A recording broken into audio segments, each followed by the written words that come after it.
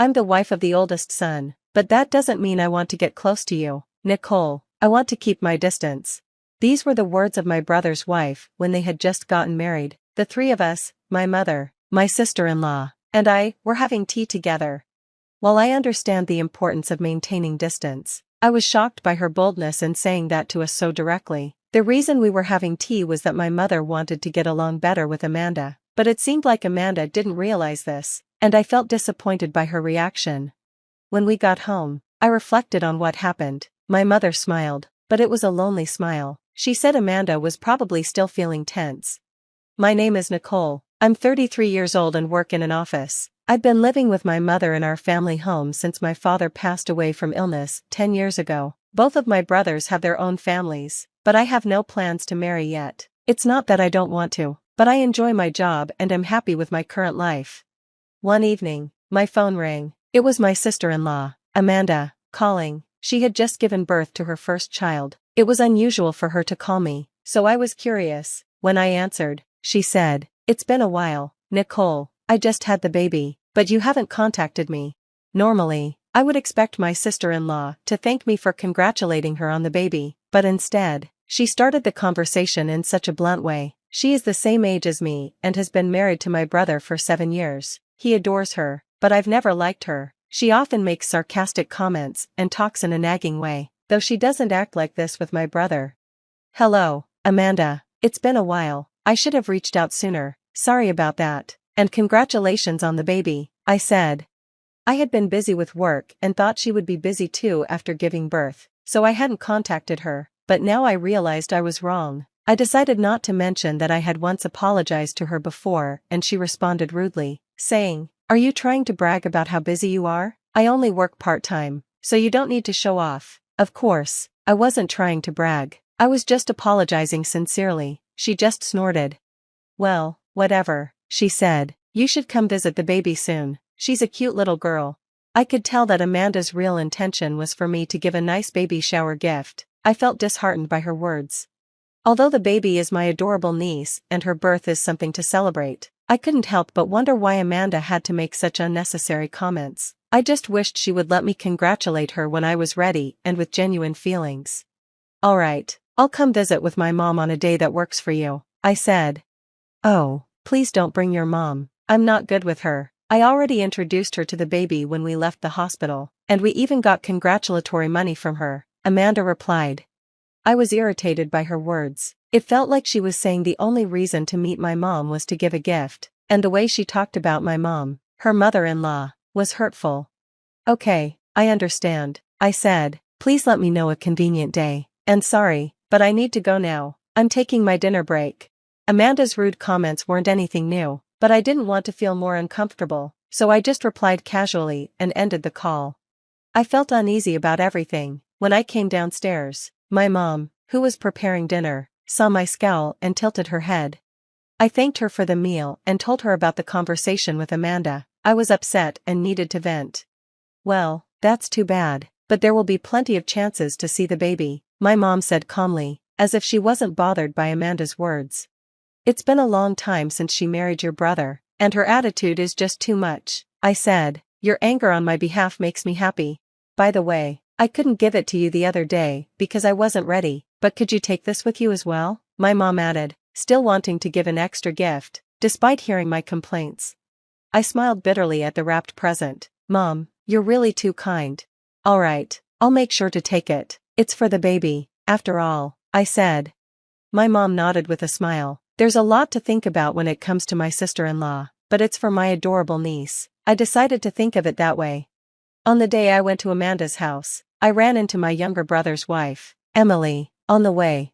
Like me, Emily was also invited to Amanda's house. Emily married my brother 4 years ago, quickly became pregnant, and had a baby. Now, she's expecting her second child. It might sound rude to compare, but unlike Amanda, Emily is cheerful, honest, and gets along well with both my mom and me. When we arrived at Amanda's house, she greeted us in a surprisingly good mood. She led us into the living room, where the baby was sleeping in a crib. The sight of the innocent, sleeping baby made me feel calm and happy. We laughed quietly, not wanting to wake the baby, and sat down on the sofa. After Emily gave her gift, I handed over mine.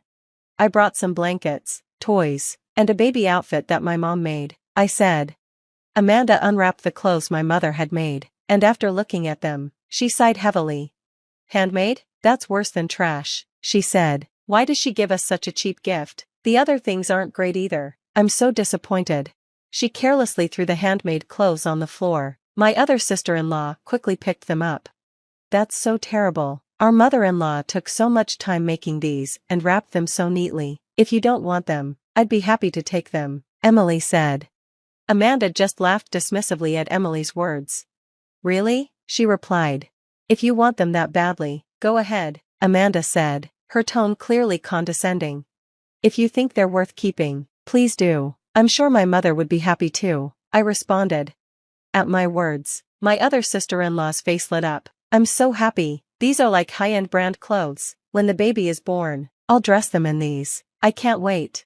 Her innocent joy was somehow comforting. If my mother were here, she would probably say the same thing. Wait, what do you mean by high-end brand? Amanda asked, looking confused. After the three of us siblings became independent, my mother started selling her handmade crafts online. She used her skills in sewing and other hobbies, and over time, her work became a high-end handmade brand due to the quality of materials and design. The fact that they were handmade made them rare and valuable. She had even received collaboration offers from luxury brands.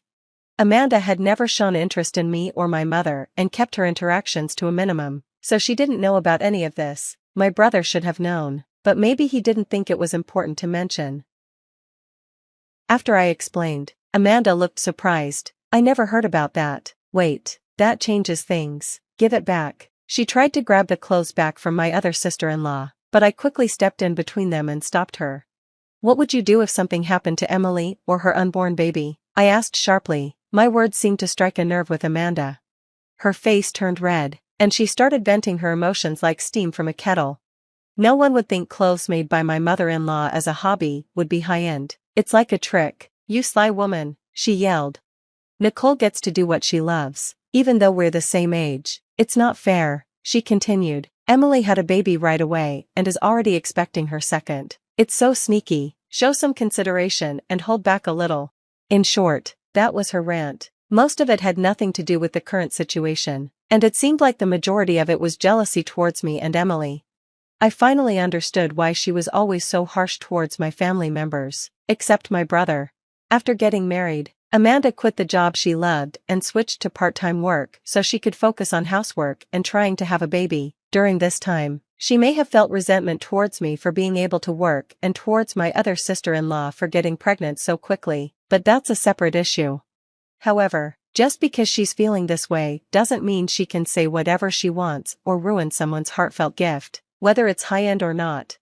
Amanda's emotions exploded, and she started crying loudly, which made the baby cry as well. Emily, who was worried about the baby, tried to approach, but Amanda yelled at her, telling her to stay away from her child. Both Emily and I didn't know what to do. Then my brother came home from work. Seeing his wife and baby crying in this strange situation, his face showed he was confused. What happened? He asked. I explained what had been going on while my brother picked up the crying baby to try and calm it. He apologized to both Emily and me. I'm sorry, Amanda might be a bit neurotic because it's her first time parenting. Emily, I'm sorry to trouble you when you're pregnant. Are you feeling okay? His concern for Emily seemed to upset Amanda even more. She yelled at him, "Don't flirt with someone else's husband while you're pregnant." My brother scolded her, saying, "Stop it," but Amanda just whimpered and started crying again. I'll handle this. You two don't worry, you can go home. I'm sorry things turned out like this, even though Amanda invited you over, my brother said apologetically. As we left their house, I felt bad for Amanda. Outside, the sun was starting to set, and it was getting dark. I wondered if Amanda would be okay. I understood how she felt since I had been tense during my first pregnancy, and it was mentally tough. Despite being verbally abused, I still worried about Amanda. My mom and Emily are such kind-hearted people, and at least it didn't seem like Emily was hurt by Amanda's harsh words, which made me feel a bit relieved. Don't worry, my brother's there, so everything will be fine, I said, trying to cheer Emily up. A smile finally returned to her face. A few hours later, after dinner, I went back to my room and checked my phone. I saw multiple missed calls from Amanda.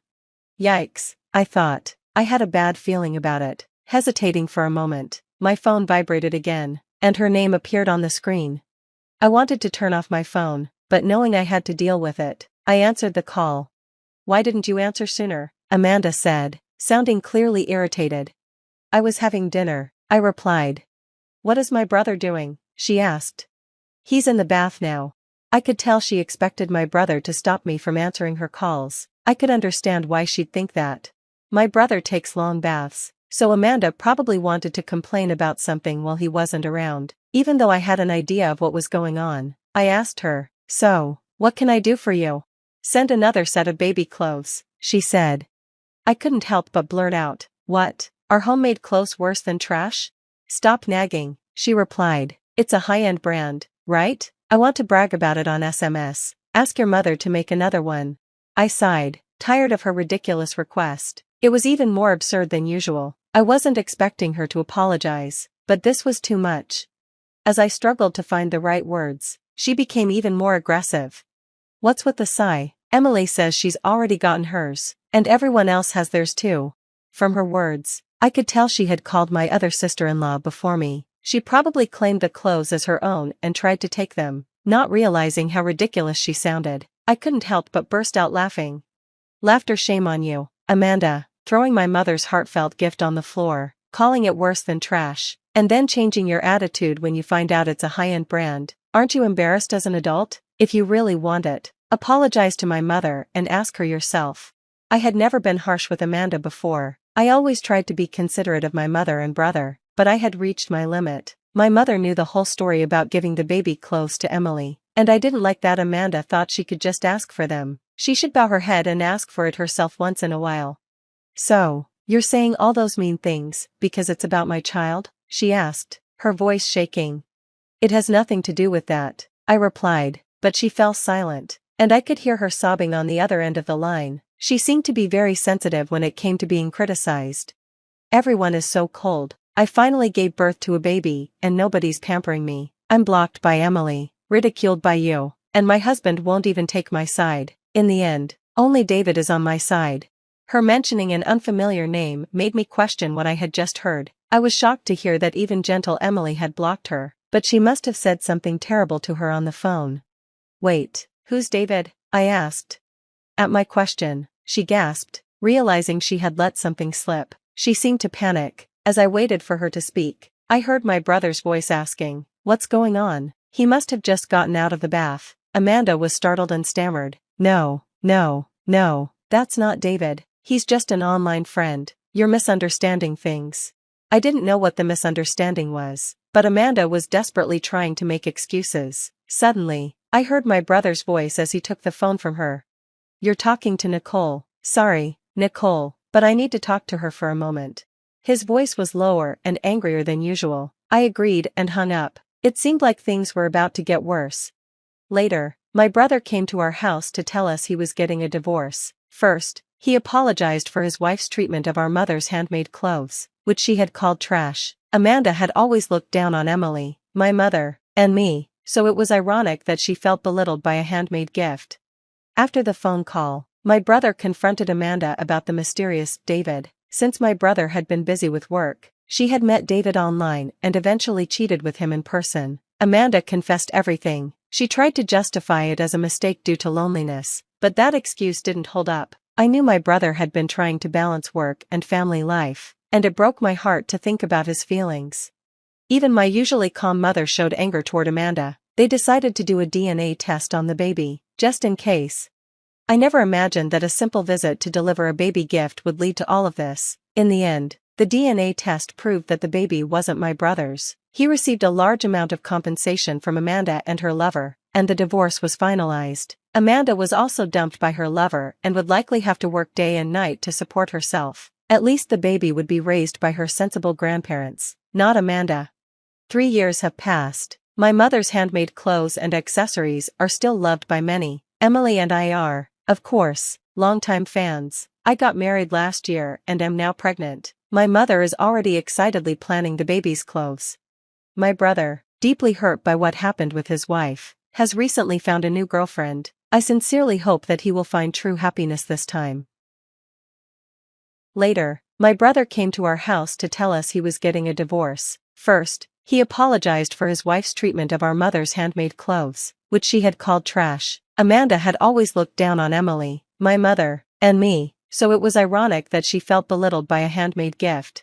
After the phone call, my brother confronted Amanda about the mysterious David. Since my brother had been busy with work, she had met David online and eventually cheated with him in person. Amanda confessed everything. She tried to justify it as a mistake due to loneliness, but that excuse didn't hold up. I knew my brother had been trying to balance work and family life, and it broke my heart to think about his feelings. Even my usually calm mother showed anger toward Amanda. They decided to do a DNA test on the baby, just in case. I never imagined that a simple visit to deliver a baby gift would lead to all of this. In the end, the DNA test proved that the baby wasn't my brother's. He received a large amount of compensation from Amanda and her lover, and the divorce was finalized. Amanda was also dumped by her lover and would likely have to work day and night to support herself. At least the baby would be raised by her sensible grandparents, not Amanda. 3 years have passed. My mother's handmade clothes and accessories are still loved by many. Emily and I are, of course, longtime fans. I got married last year and am now pregnant. My mother is already excitedly planning the baby's clothes.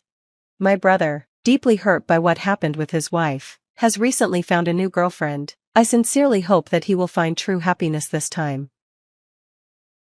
The text message from my mother was simple. Hope you can swim. I stared at those 4 words on my phone screen, standing alone on the dock of a remote Caribbean island, while the massive white cruise ship, the one carrying my entire family, grew smaller on the horizon. The same family who'd spent the last 5 days guilting me about my selfishness for not investing in my sister's latest business scheme. My name is Ella, and I probably should have seen this coming. Did they seriously just leave you here? The dock worker's voice cracked with disbelief as he lowered his binoculars. Ma'am, the next commercial vessel won't dock for at least 10 days. I forced a smile. Apparently, my family thought I needed a timeout. The truth was, this family vacation had been tense from the start. My sister Gemma had spent months hyping up her new startup, some subscription box service for luxury pet accessories. She needed investors, and apparently, my carefully saved emergency fund made me the perfect target. It's only $50,000, Gemma had whined yesterday at dinner, picking at her lobster. God, Ella, you're such a control freak with money. Mom and Dad already pledged their retirement savings. I'd nearly choked on my wine. They what? Your sister has vision, my mother Melina had cut in, her voice sharp as glass. Unlike some people who waste their talent on freelance work. The memory made my hands shake as I scrolled through my phone. No signal. Of course. Ma'am? The dock worker touched my shoulder. The local police station is... It's fine, I interrupted, surprising myself with how steady my voice sounded. Really, I just need directions to the hiking trail behind the village. He blinked. The one leading to the private resort? Ma'am, that's extremely exclusive. They don't take walk-ins. I shouldered my bag. Thankfully, I'd been carrying my laptop, passport, and credit cards when they'd abandoned me. Trust me, they'll want to see me. 5 hours earlier, my father Rory had suggested we all explore the local culture during our brief island stop. I'd noticed them whispering, seen the loaded glances, but ignored my instincts, even when Gemma insisted I check out some supposedly amazing artisan stalls on the far side of the port. Your problem, Ella, my mother had said while applying sunscreen that morning, is that you never learned the meaning of family loyalty. I'd bit my tongue, like always. Didn't mention how I'd spent years watching Gemma blow through money on failed ventures, the organic smoothie bar, the crystal healing app, the designer dog clothing line. Didn't bring up how my parents enabled every scheme while criticizing my boring career choices. The hiking trail was exactly where I remembered it. 5 years ago, I'd taken a different route up this mountain, but the destination was the same. My phone might be useless for calls, but its GPS still worked. You're making a scene, my father had hissed last night when I'd refused to sign Gemma's investment contract. Just like always. I'd stayed quiet then, too. But I'd seen the look in Gemma's eyes, that familiar mix of entitlement and rage. The same look she'd had when we were kids, and I wouldn't let her borrow my college fund. The security gate appeared through the trees. My heart pounded as I approached, but I kept my chin high. "Miss?" The guard stepped forward. "This is Private Prop." "My name is Ella Kelly," I said clearly. "Please tell Mr. Burke that the woman who saved his son Dylan from drowning 5 years ago would like to see him." The guard's eyes widened. He spoke rapidly into his radio, and within minutes, a golf cart was winding down the path. My mother's last words before they'd left played in my head. Sometimes people need to learn hard lessons about family. She was right about that part, at least. The golf cart stopped, and a familiar face stepped out. Camilla, my old college roommate. Now the resort's PR director, according to her LinkedIn. Her jaw dropped. "Ella, what are you— Wait, you're the one who saved Dylan?" I nodded, finally letting my shoulders slump. "Hey, Cam, got room for a castaway?" She hugged me tight, then pulled back with a dangerous gleam in her eye. "Your family did this, didn't they? The ones you never talk about?" "They thought they were teaching me a lesson." Camilla's smile turned sharp. "Oh, honey, they have no idea what lessons are about to be taught. Let's go see Edison. He's been waiting 5 years to thank you properly." As we drove up toward the hidden luxury resort my family had no clue existed, I felt something shift inside me. They'd wanted to break me. Instead, they'd just given me the perfect stage for a performance they'd never forget. The resort materialized like a mirage through the jungle canopy. All glass, stone, and infinity pools, cascading down the mountainside. As our golf cart wound up the private drive, I finally let myself remember that day 5 years ago. "I still can't believe you never mentioned saving Dylan," Camilla said, parking outside a stunning villa. "That's not exactly a small detail to leave out of our friendship." "I didn't want it to be a thing," I shrugged. "The rapids were dangerous, I was a good swimmer, and some kid was in trouble. Anyone would have done the same." "Not anyone would have jumped into Class 4 rapids," a deep voice corrected. Edison Burke stood in the villa's doorway, tall and imposing in a casual linen suit. His eyes were kind, though, just like I remembered from that brief encounter years ago when he'd thanked me through tears while paramedics checked his son. "Mr. Burke," I started, but he cut me off with a wave. "Edison, please, and you're staying in my personal guest villa until we sort this out." He gestured to the stunning building behind him, though I admit I'm curious how the woman who saved my son ended up stranded on my island. Before I could answer, a lanky teenager bounded down the steps. "Dad, is it really?" Dylan stopped short, staring at me. "Holy shit, it is you. I never forgot your face." "Language," Edison chided, but he was smiling. Though I agree with the sentiment. I felt my composure crack slightly. "I appreciate this, but I don't want to impose—" "Impose?" Dylan laughed. "Do you know how many times I've told the story about the awesome woman who jumped in after me? Dad's been trying to track you down for years to thank you properly." "Your modesty made it quite difficult," Edison added. "The rescue report only had your first name, and you disappeared before we could get proper contact information." Camilla touched my arm.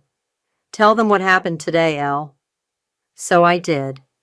Over fresh squeezed juice on the villa's terrace, overlooking the sparkling Caribbean, I explained about Gemma's latest scheme, my parents' manipulation, and their final lesson in family loyalty. "They just left you?" Dylan's face darkened. "That's messed up." Edison's expression was carefully neutral. "Your sister wanted your savings for a pet accessory business?" "Luxury pet accessories," I corrected with a bitter laugh. "Because apparently the world needs more diamond-encrusted dog collars." "And your parents supported this?" "They always do. Gemma's their golden child. She just needs one more chance, one more investment, one more sacrifice from everyone else to make it big." I took a shaky breath.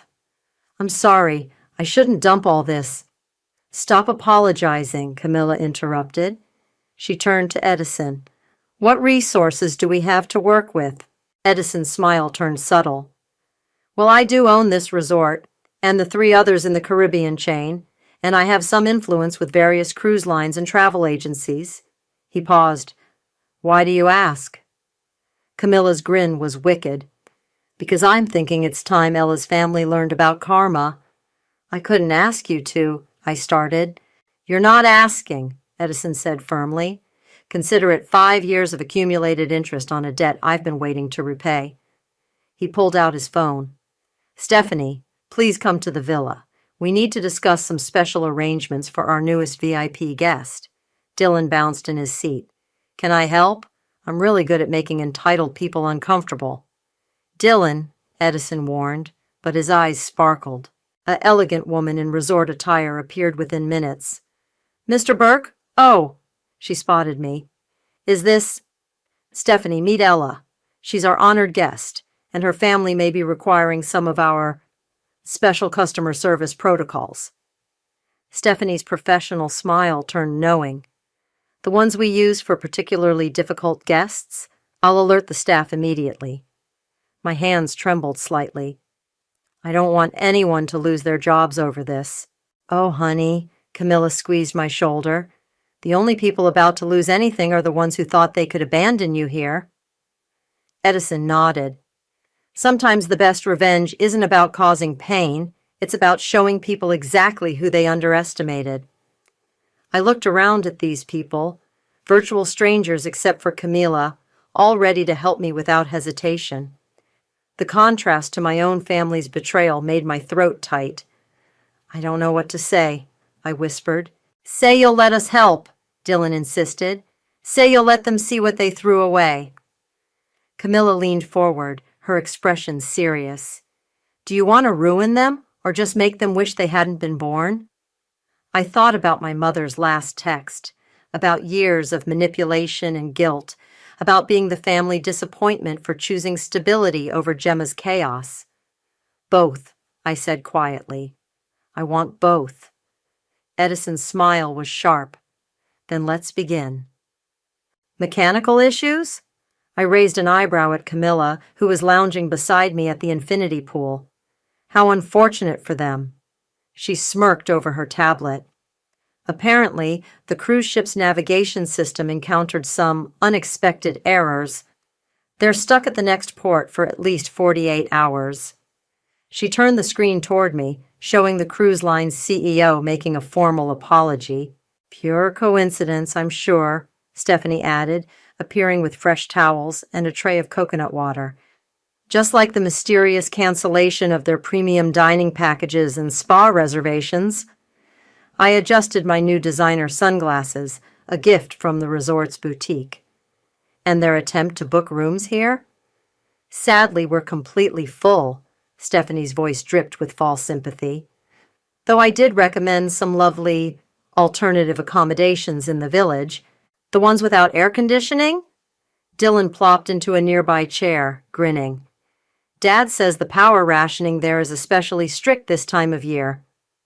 I sipped my coconut water, watching the horizon through the resort's high-powered binoculars. The cruise ship was barely visible now, limping toward the next island. My phone, newly connected to the resort's satellite Wi-Fi, buzzed with increasingly desperate messages from my family. Gemma. Where are you staying? Everything here is horrible. Mom. This is ridiculous. The hotel doesn't even have proper windows. Dad. Call us immediately. Your mother is having anxiety attacks. They're starting to panic, I noted, showing Camilla the messages. She snorted. Just wait. The local press is very interested in the story of the abandoned woman who saved a resort magnate's son. Though we're keeping your name private for now. More dramatic that way. Speaking of drama, Stephanie gestured toward the resort's main entrance. Through the tropical gardens, I could see my father arguing with security. Even from this distance, his face was red with frustration. Sir, the guard's voice carried clearly across the grounds. As I've explained, we cannot disclose our guest list. However, Mr. Burke has been informed of your inquiry." "This is outrageous," my father shouted. "I demand to speak with him." Edison materialized from his office, adjusting his cuffs. "Shall we give them something to think about?" I stood, smoothing my designer resort wear. "What did you have in mind?" "Just follow my lead." He offered his arm with theatrical flourish, leading me toward the entrance. As we approached, I heard my father's voice rise another octave. "Do you know who I am? My daughter—" "Ah, Mr. Kelly," Edison's voice cut through the commotion like ice. "I understand you've been causing quite a disturbance." My father froze, finally noticing me on Edison's arm. His jaw dropped comically as he took in my expensive outfit, the way resort staff deferred to me, the obvious familiarity between Edison and myself. "Ella," he stammered. "What? How? Is everything all right, Edison?" I asked sweetly, watching my father flinch at my use of the resort owner's first name. "Nothing to concern yourself with, my dear," Edison replied smoothly. "Just a rather aggressive visitor who seems to have forgotten basic courtesy." My father's face fluctuated between red and white. "Ella, what is going on? Your mother is beside herself." "Oh?" I raised an eyebrow. "I thought you all wanted me to learn about consequences. I'm learning so much." I turned to Edison. "Shall we head to lunch? I believe the chef prepared something special today." "Of course, though—" Edison paused as if considering. "Perhaps we should extend an invitation to your family. Tomorrow at noon? It might be educational for everyone involved." I pretended to think it over. "That sounds perfect. Stephanie, could you please ensure my family receives a formal invitation? The really nice ones, with the gold embossing." "Right away," Stephanie nodded, already typing on her tablet. "Though given their accommodation situation, perhaps we should send a car as well? The walk up the mountain can be quite challenging in this heat." My father stood there, mouth opening and closing like a fish. Before he could recover, Edison steered me away. "Oh, and Mr. Kelly," Edison called over his shoulder, "do remind your wife that proper attire is required in our dining room. No, what was it you called us earlier? Overpriced tourist trap nonsense." As we walked away, I heard Camila's voice behind us. "Sir, the exit is that way, unless you'd like security to assist you." Later, watching the sunset from my private terrace, I received one final message from my mother. "We'll be there tomorrow. This behavior is completely unlike you, Ella. We need to talk about your attitude." I showed the message to Dylan, who'd brought me evening tea. "They still think they're in control," he observed. I smiled, thinking of the press package Camilla was preparing and the photos Edison's team had collected of my family's various public tantrums today. "Let them think that," I said softly, "for about 12 more hours." The resort's luxury car pulled up to my family's hotel, a generous term for the dilapidated building with its buzzing fluorescent sign and peeling paint. Through the tinted windows, I watched Gemma emerge first, squinting in the Caribbean sun. Her designer dress was wrinkled, her hair frizzy from the humidity. Behind her, my mother clutched her expensive handbag like a shield, while my father tugged at his collar. "Remember," Camilla whispered beside me, "let them see exactly what they threw away." The driver opened their door. Gemma's eyes widened as she recognized the resort's logo on the vehicle. "Ella?" she called out uncertainly. I didn't respond, letting them stew as they climbed in. The silence during the drive was delicious. I could feel their stares, taking in my perfectly styled hair, the casual way I wore clothes worth more than their entire wardrobes. Camilla tapped away on her tablet, pointedly ignoring them. "So," my mother finally broke first, her voice sickly sweet, "you've made some interesting friends." "Hmm?" I glanced up from my phone. "Oh, you mean Edison?" "Yes, saving his son's life did create quite a bond." "Saving his—" my father started. "We're here," the driver announced, pulling up to the resort's grand entrance. Staff lined the steps, all smiling at me while pointedly not acknowledging my family. "Miss Ella," the maître d'hôtel bowed slightly, "your usual table is ready. Though," he eyed my family with barely concealed disdain, "we've adjusted the setting to accommodate your guests." My mother's face tightened at his tone. She'd always prided herself on being the sophisticated one, the one who belonged in luxury settings.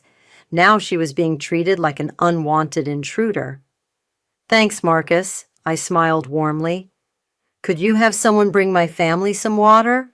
They've had a rough few days in their accommodations." We were seated at the best table on the terrace, overlooking both the ocean and the shabby town below where they'd been staying. A photographer discreetly captured photos. "For the resort's social media," Camilla had explained with a wink. "Ella," Gemma leaned forward, her voice trembling, "we need to talk about how you left me stranded on an island." I took a sip of champagne. "Or about how you thought I'd be desperate enough to come crawling back." "We were trying to help you," my mother hissed. "You've always been so cold, so unwilling to support your sister." "Like when she needed bail money for fraud charges?" I asked pleasantly. "Or when her crystal healing app investors sued her? Those kinds of support?" My father's face reddened.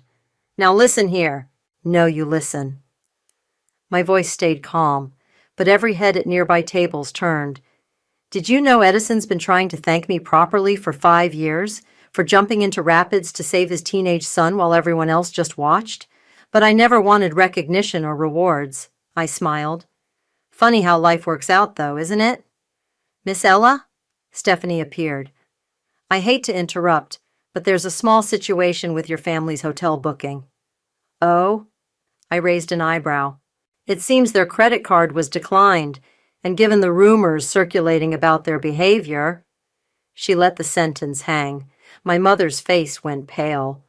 "What rumors?" Camilla slid her tablet across the table. On it was a local news site with the headline, "Wealthy family abandons, daughter on island. You won't believe what happened next." "The story's going viral," Camilla said cheerfully. "Especially the part about how the abandoned daughter turned out to be a secret hero who'd saved a prominent businessman's son. People love that twist." "You can't," my father sputtered. "Can't what?" I asked. "Share the truth? Oh, and Gemma? Those investors you've been courting for your pet accessories, they've been quite interested in your history of creative business practices." Gemma's face crumpled. "You're ruining everything." "No," I corrected gently. "I'm just letting everything you've done speak for itself. Now, shall we order? I recommend the lobster. It's much better than what they served on the cruise ship." "This isn't over," my mother warned, standing abruptly. "You're right," I agreed, "but not in the way you think. Stephanie, please show them out, and make sure they get the long route back to town, the one with no shade. I hear it's going to be especially hot today."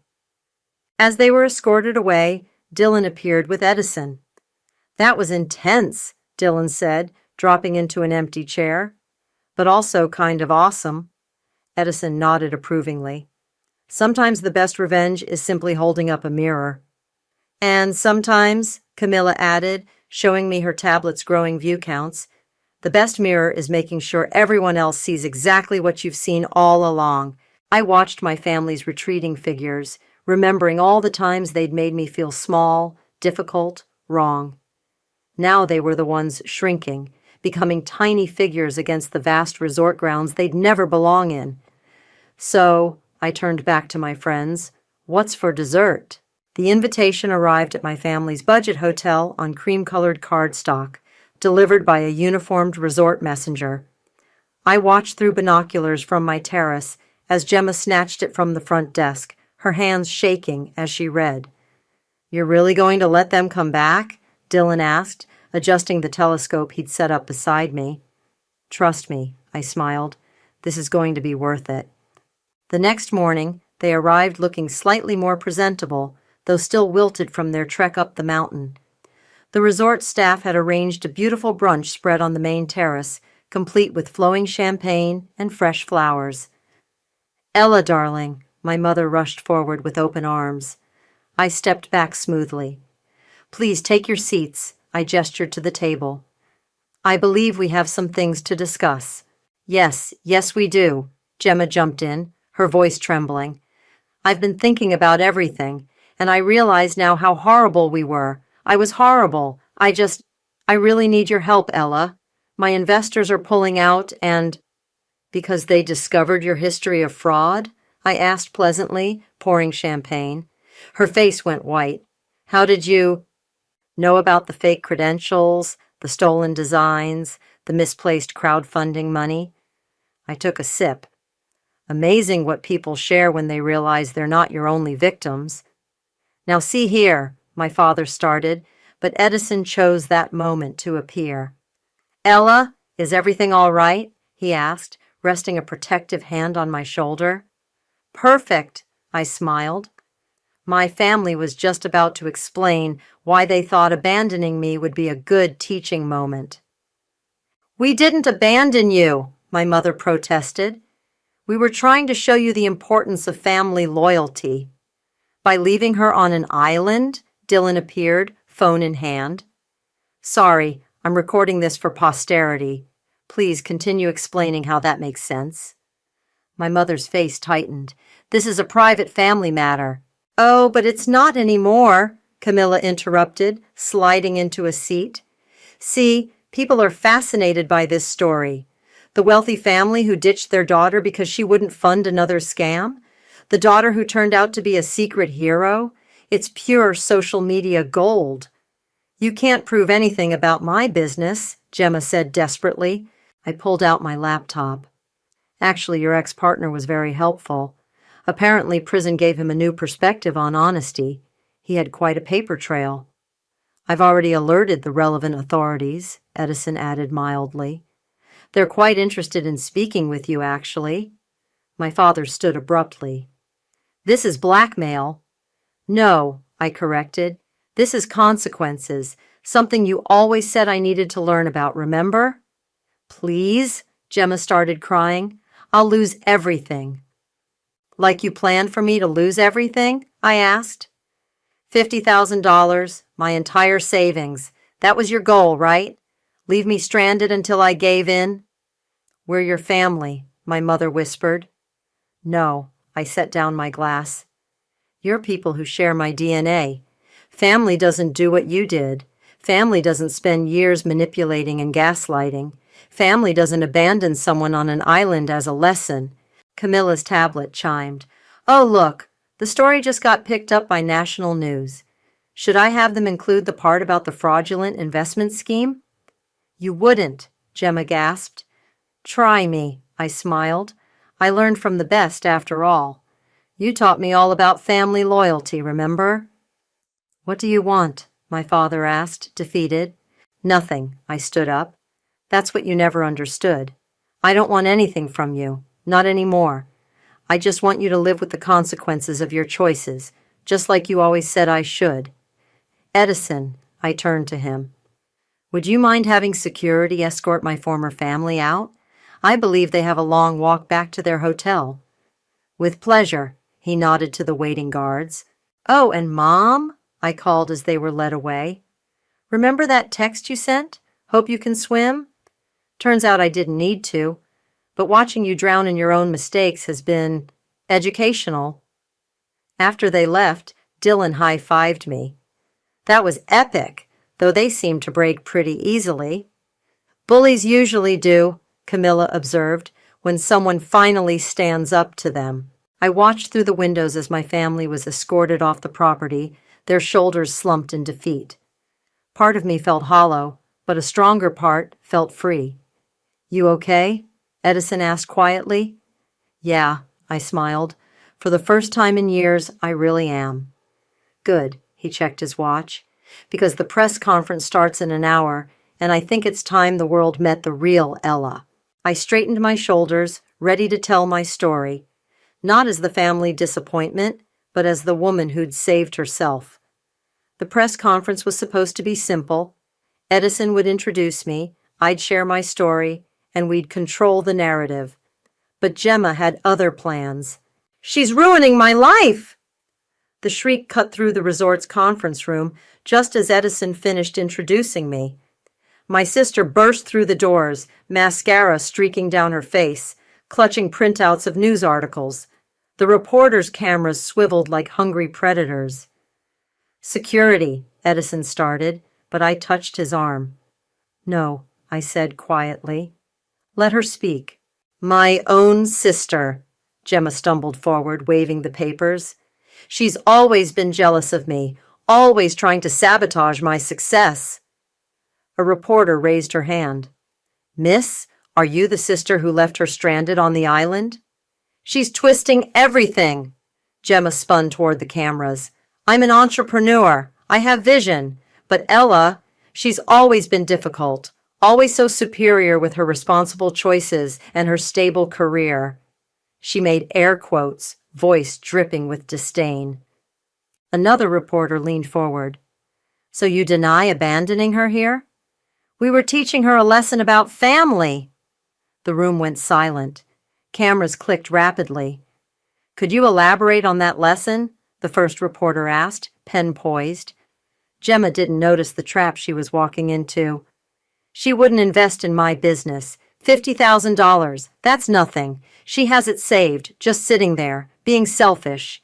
So yes, we left her here. She needed to learn about loyalty." "By abandoning her on an island?" a different reporter clarified. "Stop saying abandoned," Gemma stamped her foot. "We were coming back, eventually, once she learned." "That's enough," my mother's voice cut through as she and my father rushed in. "Gemma, stop talking." But the damage was done. The reporters were scribbling furiously, cameras rolling. "Mrs. Kelly," one called out, "did you send your daughter a text saying, 'Hope you can swim,' after leaving her?" My mother's face went rigid. No comment. "Actually," Camilla stepped forward, tablet ready. "I have the phone records right here, along with some fascinating documentation about previous incidents. Would anyone like to discuss the college fund theft attempt from 2015? "You promised you'd never tell," Gemma whirled on me. "You promised you'd keep quiet about that." "Like you promised the crowdfunding investors you had a real product?" I asked calmly. "Or like you promised your last business partner before taking the startup money and vanishing?" "Those were misunderstandings," she screeched. "I have the police reports," Camilla offered helpfully to the journalists, "and the investor complaints, and the court documents." My father grabbed Gemma's arm. "We're leaving, now." "But she's destroying everything," Gemma yanked free. "She's always been like this, perfect little Ella, making the rest of us look bad. You know what? I'm glad we left you here. I hope you—" "Hope I what?" I stood up. "Hope I learned my lesson?" "I did, just not the one you intended." The reporters were transfixed. One raised his hand. "Miss Ella, how does it feel knowing your family tried to strand you, only to have you end up in a better position?" I looked at my family, Gemma's mascara-streaked face, my mother's rigid posture, my father's impotent anger. They seemed smaller somehow, less frightening. "It feels like karma," I said simply. They wanted to teach me about consequences. Instead, they taught everyone else about who they really are. "This isn't over," my mother hissed, dragging Gemma toward the door. "Actually, it is," Edison stepped forward. "My security team will escort you off the property, and given the circumstances, I've arranged for your cruise ship rebooking to be delayed by about 10 days. "You can't," my father started. "I can," Edison smiled. "I own quite a few shares in the cruise line. Amazing what actual business success can buy you." As security led them away, Gemma's voice echoed back. "I hate you, Ella. I've always hated you." The reporters erupted with questions, but Dylan's voice cut through as he approached the podium. "Can I say something?" he asked. At Edison's nod, he faced the cameras. 5 years ago, I was drowning in rapids. Everyone on the shore just watched, everyone except Ella. She jumped in without hesitation, saved my life, and then disappeared before we could even thank her properly. He turned to me. That's who she really is, and they threw her away. The room fell silent. Well, the first reporter finally said, I think we have our headline. Later, watching the sunset from my villa, Camilla showed me the first online stories. Family's revenge plot backfires, abandoned daughter reveals years of manipulation, and hidden hero, the woman who saved a life and found justice. How does it feel? She asked softly. I thought about Gemma's screaming confession, about my mother's rigid face, about my father's impotent rage. Like I can finally breathe, I answered. The dominoes fell faster than anyone expected. 3 days after the press conference, Camilla burst into my villa waving her tablet. You need to see this, she said, pulling up a video. It was Gemma's biggest investor, a tech mogul, giving a statement. In light of recent revelations, we are withdrawing all support from the project. Furthermore, we're cooperating with authorities regarding potentially fraudulent representations made during investment meetings. I scrolled through more headlines. Serial entrepreneur or serial scammer. Investigation reveals pattern of fraud, and Family's Island abandonment scheme leads to criminal investigation. There's more. Camilla swiped to another article. Your father's company is accepting his resignation after the PR nightmare. Apparently, abandoning your daughter on an island doesn't align with their family-friendly corporate values. A knock at the door interrupted us. Stephanie entered, looking unusually pleased. Your mother has been removed from the country club board, she announced. Unanimous vote. They're also canceling her charity gala chairmanship. How do you know all this? I asked. Small world, she smiled. My sister manages events there. She said your mother tried to spin the story as a family misunderstanding, but the security footage I sent them of her screaming at our staff didn't help her case. My phone buzzed. Another text from Gemma. They're freezing my accounts. Mom and Dad can't help because their retirement fund is gone. This is all your fault. I hope you're happy. Are you? Dylan's voice came from the terrace. He'd been swimming in my private pool. Happy, I mean? I considered the question. I'm peaceful. Good. Edison appeared in the doorway. Because there's one more thing you need to see. He led us down to the dock. The cruise ship that had abandoned me was returning to port, but this time I watched from a position of power, not powerlessness. Your family's attempting to board, Edison explained, but there seems to be some confusion with their tickets. We watched as my parents and Gemma argued with the ship's staff. Even from a distance, their desperation was visible. I'm sorry, the cruise director's voice carried clearly, but we have strict policies about passengers who've been involved in criminal incidents. Perhaps you could try the ferry? The ferry? My mother's shriek echoed across the water. Do you know who we are? Yes, the director replied coldly. We've seen the news. Camilla filmed quietly on her phone as they were escorted away from the ship. This'll make a great follow-up story. Karma comes full circle, family stranded after failed revenge plot. Don't, I said softly. They've lost enough. You're kinder than they deserve, Edison observed. No, I corrected. I'm exactly who I've always been. They just never saw it. As if on cue, my father spotted us watching. He nudged my mother and Gemma. They stared up at us, me in my designer resort wear, surrounded by powerful people who actually cared about me, standing literally and figuratively above them. Should we? Stephanie gestured to the security team. No need, I smiled. They can't reach me anymore. Not up here. Dylan cannonballed into the ocean below, splashing nearby tourists who laughed and joined in. The joy and lightness of the scene contrasted perfectly with my family's defeated postures. Miss Ella, a resort staff member approached. The youth swimming program directors would like to know if you're still planning to give a water safety demonstration tomorrow. Wouldn't miss it, I replied, watching my family drag their designer luggage toward the ferry terminal. You know, Edison said thoughtfully, we could use someone with your instincts and integrity full-time. The resort's community outreach program needs a director. Are you offering me a job? I'm offering you a future, one you've earned through your own actions, not family obligations.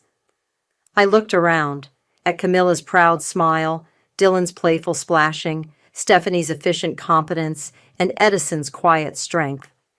Then I looked down at my family, growing smaller as they walked away. They thought leaving me here would break me, I mused. Instead, it brought me home. Speaking of home, Camilla grinned, wait until you see the beachfront villa Edison's adding to your job package. I haven't said yes yet, but you will, Dylan called from the water, because you belong here. As my family disappeared from view, I felt the last weight lift from my shoulders. They'd tried to teach me about family loyalty, but I'd learned something far more valuable. Sometimes the family you choose is better than the family you're born into. So, Edison raised an eyebrow, shall I have HR draw up the paperwork? I smiled, watching the sunset paint the ocean gold. Yes, I think I'll stay right here. Good, Camilla hugged me, because we weren't letting you leave anyway. For the first time in my life, I felt truly, completely free. The last ferry horn echoed across the water as I stood on my villa's terrace, watching my family board with their reduced luggage, most of their designer bags sold to pay for basic tickets. They didn't look up at the resort anymore. They'd stopped trying days ago. Final paperwork's done, Camilla announced, joining me with 2 glasses of champagne. The last investor lawsuit against Gemma just got filed. Your parents' retirement fund is officially gone, all lost to her brilliant business ideas. How are you feeling about that? Dylan asked, sprawled on a lounger nearby. I considered the question carefully. Honestly, nothing. And that's the strangest part. Because you're free, Edison said, appearing with Stephanie. True freedom isn't about revenge, it's about indifference. The ferry's horn blew again. As it pulled away from the dock, I raised my glass. To lessons learned. Though not the ones they intended, Stephanie added with a smile. My phone buzzed one last time, a final message from my mother. You've destroyed this family. No, I typed back, then showed the others my response. You did that long ago. I just stopped playing along. I blocked their numbers before any replies could come through. Ready for your first official day? Edison asked, gesturing to the resort's main building where my new office waited. Almost, I said. There's something I need to do first. An hour later, I stood at the exact spot where they'd left me that first day. The market stalls were still there, local artisans selling their wares. I approached the same vendor I'd been browsing when the cruise ship departed. I remember you, Aita, she said warmly, the girl they left behind. Look how well you landed. I bought the bracelet I'd been looking at that day, a simple hand-woven design that represented new beginnings. As I fastened it around my wrist, Dylan joined me. Dad told me what really happened that day in the rapids, he said quietly. How close I came to dying, how everyone else just watched, but you jumped in without hesitation. Anyone would have— No, he cut me off. They wouldn't. Just like anyone wouldn't have handled this past week the way you did. You could have destroyed them completely. Instead, you just let them face reality. Reality is usually punishment enough, I smiled. Miss Ella! A group of local kids ran up, wearing the resort's swim program t-shirts. Are we still having lessons today? Wouldn't miss it, I assured them. Meet you at the pool in 20 minutes? As they ran off excited, Camilla approached with her tablet. The story's gone international. People are calling it the ultimate karma tale. Everyone wants interviews. No interviews, I shook my head. Let's focus on what matters. The swim program, the community outreach, the future. Speaking of future, Edison joined us. The contractor finished your office. Corner view of the ocean, just as promised. We walked back toward the resort together. My chosen family now. The one I'd built through actions rather than blood. You know what I realized? I said as we climbed the steps. They thought leaving me here would make me desperate, make me swim back to them, but I never needed to swim anywhere, because you were already exactly where you needed to be, Stephanie finished, holding open the door. My new office was perfect, windows overlooking both the ocean and the mountains, filled with light and possibility. On the desk sat a framed photo from the youth program's first swimming lesson, kids beaming as they learned to stay afloat. "Ready to start?" Edison asked. I touched the hand-woven bracelet, thinking about journeys and endings and beginnings, about how sometimes the worst things people do to us lead us exactly where we're meant to be. "Actually," I smiled, "I already have." Through the window, I could just barely see the ferry disappearing over the horizon, carrying away the last remnants of my old life. But I wasn't watching it go. Instead, I was watching the kids gather for their swim lesson, eager to learn how to stay afloat in deep water. "Funny thing about swimming," I said to no one in particular. "The hardest part isn't staying above water. It's trusting that you can." Dylan grinned. "Good thing you've got that part figured out." I looked around at my new family, the one I'd chosen, the one that chose me back, at the life I'd built from their attempt to break me. "Yeah," I agreed, picking up my new office keys. "I really do. They hadn't just failed to drown me. They'd taught me I could fly." The invitation to dinner should have been my first warning. My mother never invites me anywhere unless she wants something. I'm June, and I built my magazine, Truth and Style, from nothing but determination and maxed-out credit cards. That's probably why walking into Le Petit Bistrot that evening felt like a betrayal of everything I'd worked for. The maitre d' led me past tables of Manhattan's elite to a private corner where my mother sat, perfectly coiffed as always, next to a face I hadn't seen in 2 years. My ex-husband, Brent. My stomach dropped. "What is this?" "Darling, sit down," my mother, Lucille, purred. "We have wonderful news."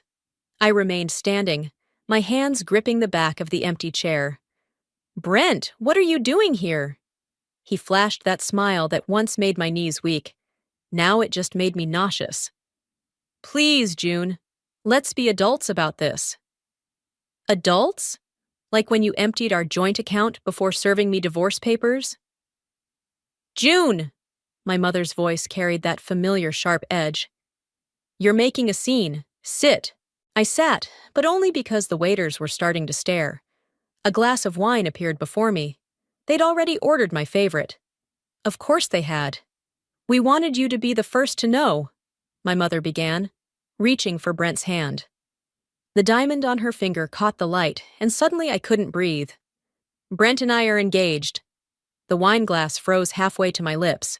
"You're joking!" "Love knows no bounds," Brent said, squeezing my mother's hand. "Love knows no bounds," I repeated, my voice rising. "She's my mother." "Age is just a number," my mother said, batting her eyelashes at Brent. "We've found something special." "Something special?" I laughed, but it came out more like a bark. "You've found something all right. What is it this time, Brent? Her money? Her connections?" "Actually," he leaned forward, all business now, "we wanted to discuss your magazine." And there it was. The real reason for this ambush. "We'd love for Truth and Style to feature our engagement announcement," my mother said. "First exclusive rights. It would be wonderful publicity for everyone involved." I stood up so fast my chair scraped against the floor. "You want me to announce in my magazine that my ex-husband is marrying my mother." "Think about it professionally," Brent urged. "Your readership would skyrocket. Everyone loves a good story." "A good story?" I grabbed my purse. "How's this for a story? Respected magazine editor maintains her dignity by telling her gold-digging ex-husband and narcissistic mother to go to hell." "June Parker!" My mother's face flushed red. "You sit back down this instant." "Or what, Mom? You'll ground me? Date my high school boyfriends?"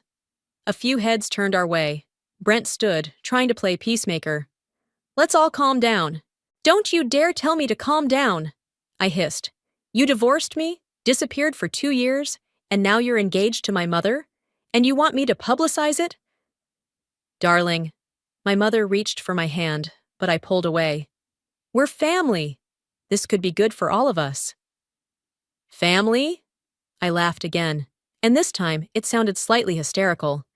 "Family doesn't do this. Family doesn't betray each other for publicity. You're being dramatic, Brent said. This is a business opportunity. My magazine reports truth, Brent. Remember that word? And the truth is, you two deserve each other. I turned to leave, but my mother's words stopped me cold.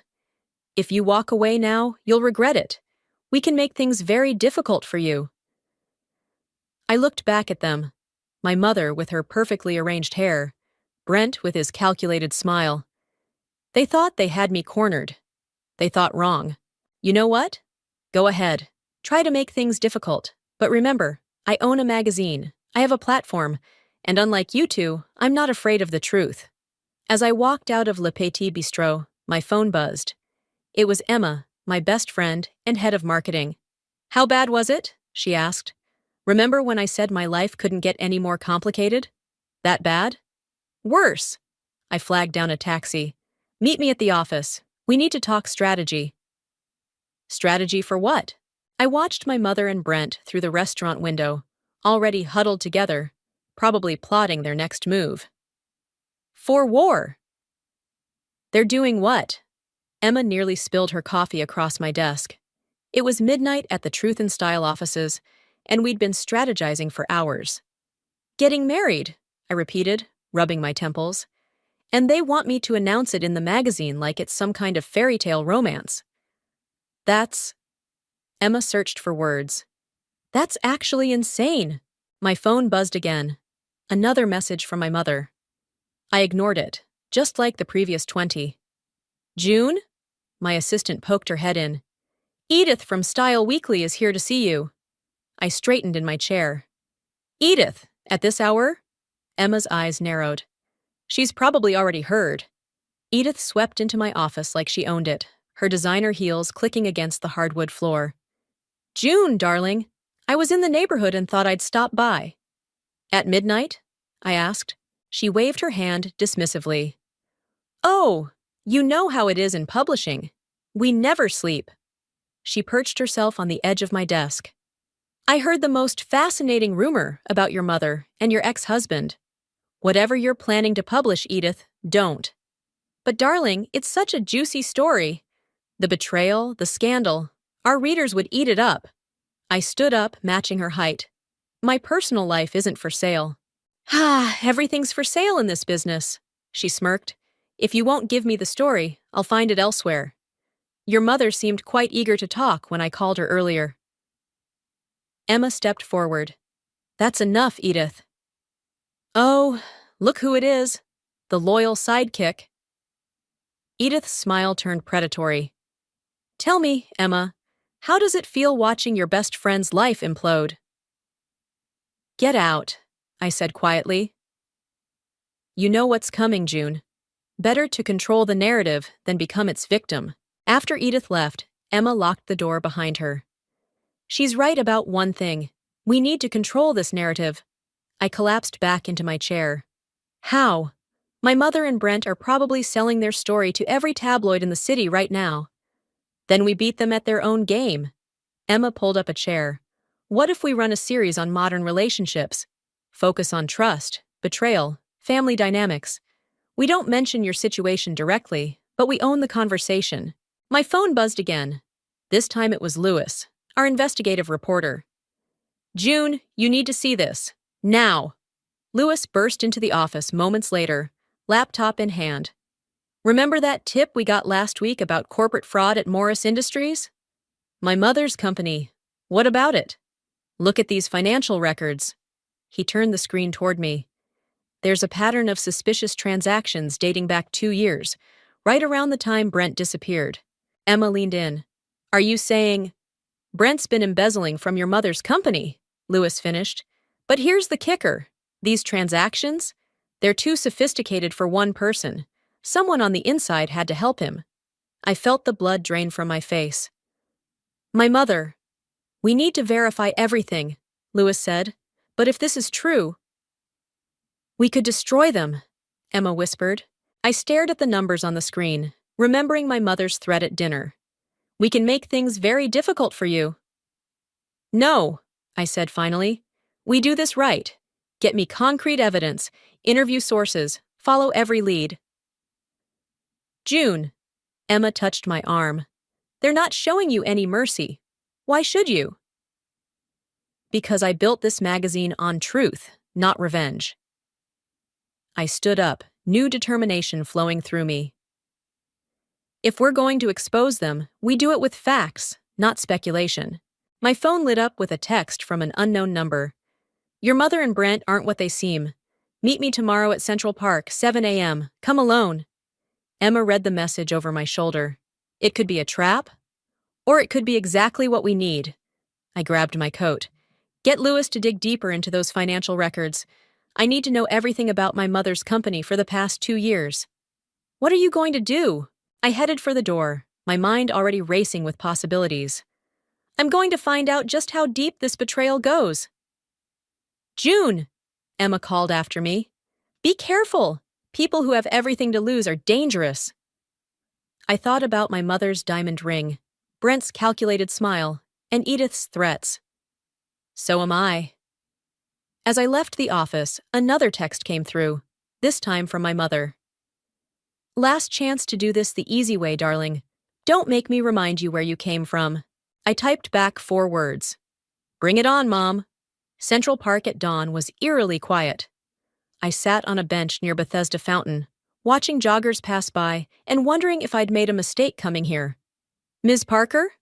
A woman in her 50s approached, clutching a leather portfolio. I'm Margaret. I was your mother's executive assistant for 15 years. Was? Until last month, when I discovered something I wasn't supposed to see. She sat beside me, hands trembling slightly. Your mother fired me without severance, threatened to blacklist me if I talked. That sounds like her. Margaret pulled documents from her portfolio. 2 years ago, your mother started having private meetings with Brent. I thought nothing of it at first. He was her son-in-law after all. Ex-son-in-law, I corrected automatically. The meetings always happened after hours. They'd lock themselves in her office for hours. She handed me a stack of papers. Then I started noticing discrepancies in the accounts. I flipped through the documents, bank statements, emails, meeting minutes. These are internal company records. I made copies before they fired me. Look at the dates. My stomach lurched. The first transaction was dated 3 months before Brent served me divorce papers. My phone buzzed. Emma. June, you need to get back here, now. What's wrong? Just hurry. I thanked Margaret, took her contact information, and rushed to the office. Emma was waiting with Lewis, both looking grim. What happened? Lewis pointed to his computer screen. Remember those transactions we found? They're connected to offshore accounts in the Cayman Islands. But here's the twist. They're not just stealing from your mother's company. What do you mean? They're running a Ponzi scheme, Emma said, using the company to attract investors, promising huge returns, then pocketing the money. That's why Brent's marrying her, Lewis added. They need to keep up appearances, make everything look legitimate. I sank into a chair. How many people have they scammed? Dozens, maybe hundreds. Lewis pulled up more documents. And some of these investors? There are advertisers. June? My assistant appeared at the door. Your mother's here. Before I could respond, Lucille swept into the office, Brent right behind her. Darling, we need to talk. I'm busy. Too busy for your mother? She noticed the documents on Lewis's screen. What's all this? Research for an article, I said smoothly, about financial fraud. Brent's smile flickered. Sounds fascinating, but we're here about the engagement announcement. Have you reconsidered? Actually, I have something to ask you both. I picked up Margaret's documents. How long were you planning this? Before or after the divorce? Planning what? My mother's voice was sharp. The scheme, the fraud, the marriage. I stood up. Was any of it real, or was it all just business? Brent stepped forward. Be careful, June. You're making serious accusations. Am I? Because I have proof.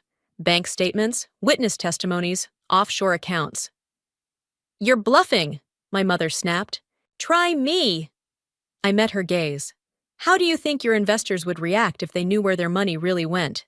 You wouldn't dare, she hissed. I'm your mother. And I'm a journalist. Truth matters more than blood. Brent grabbed my arm.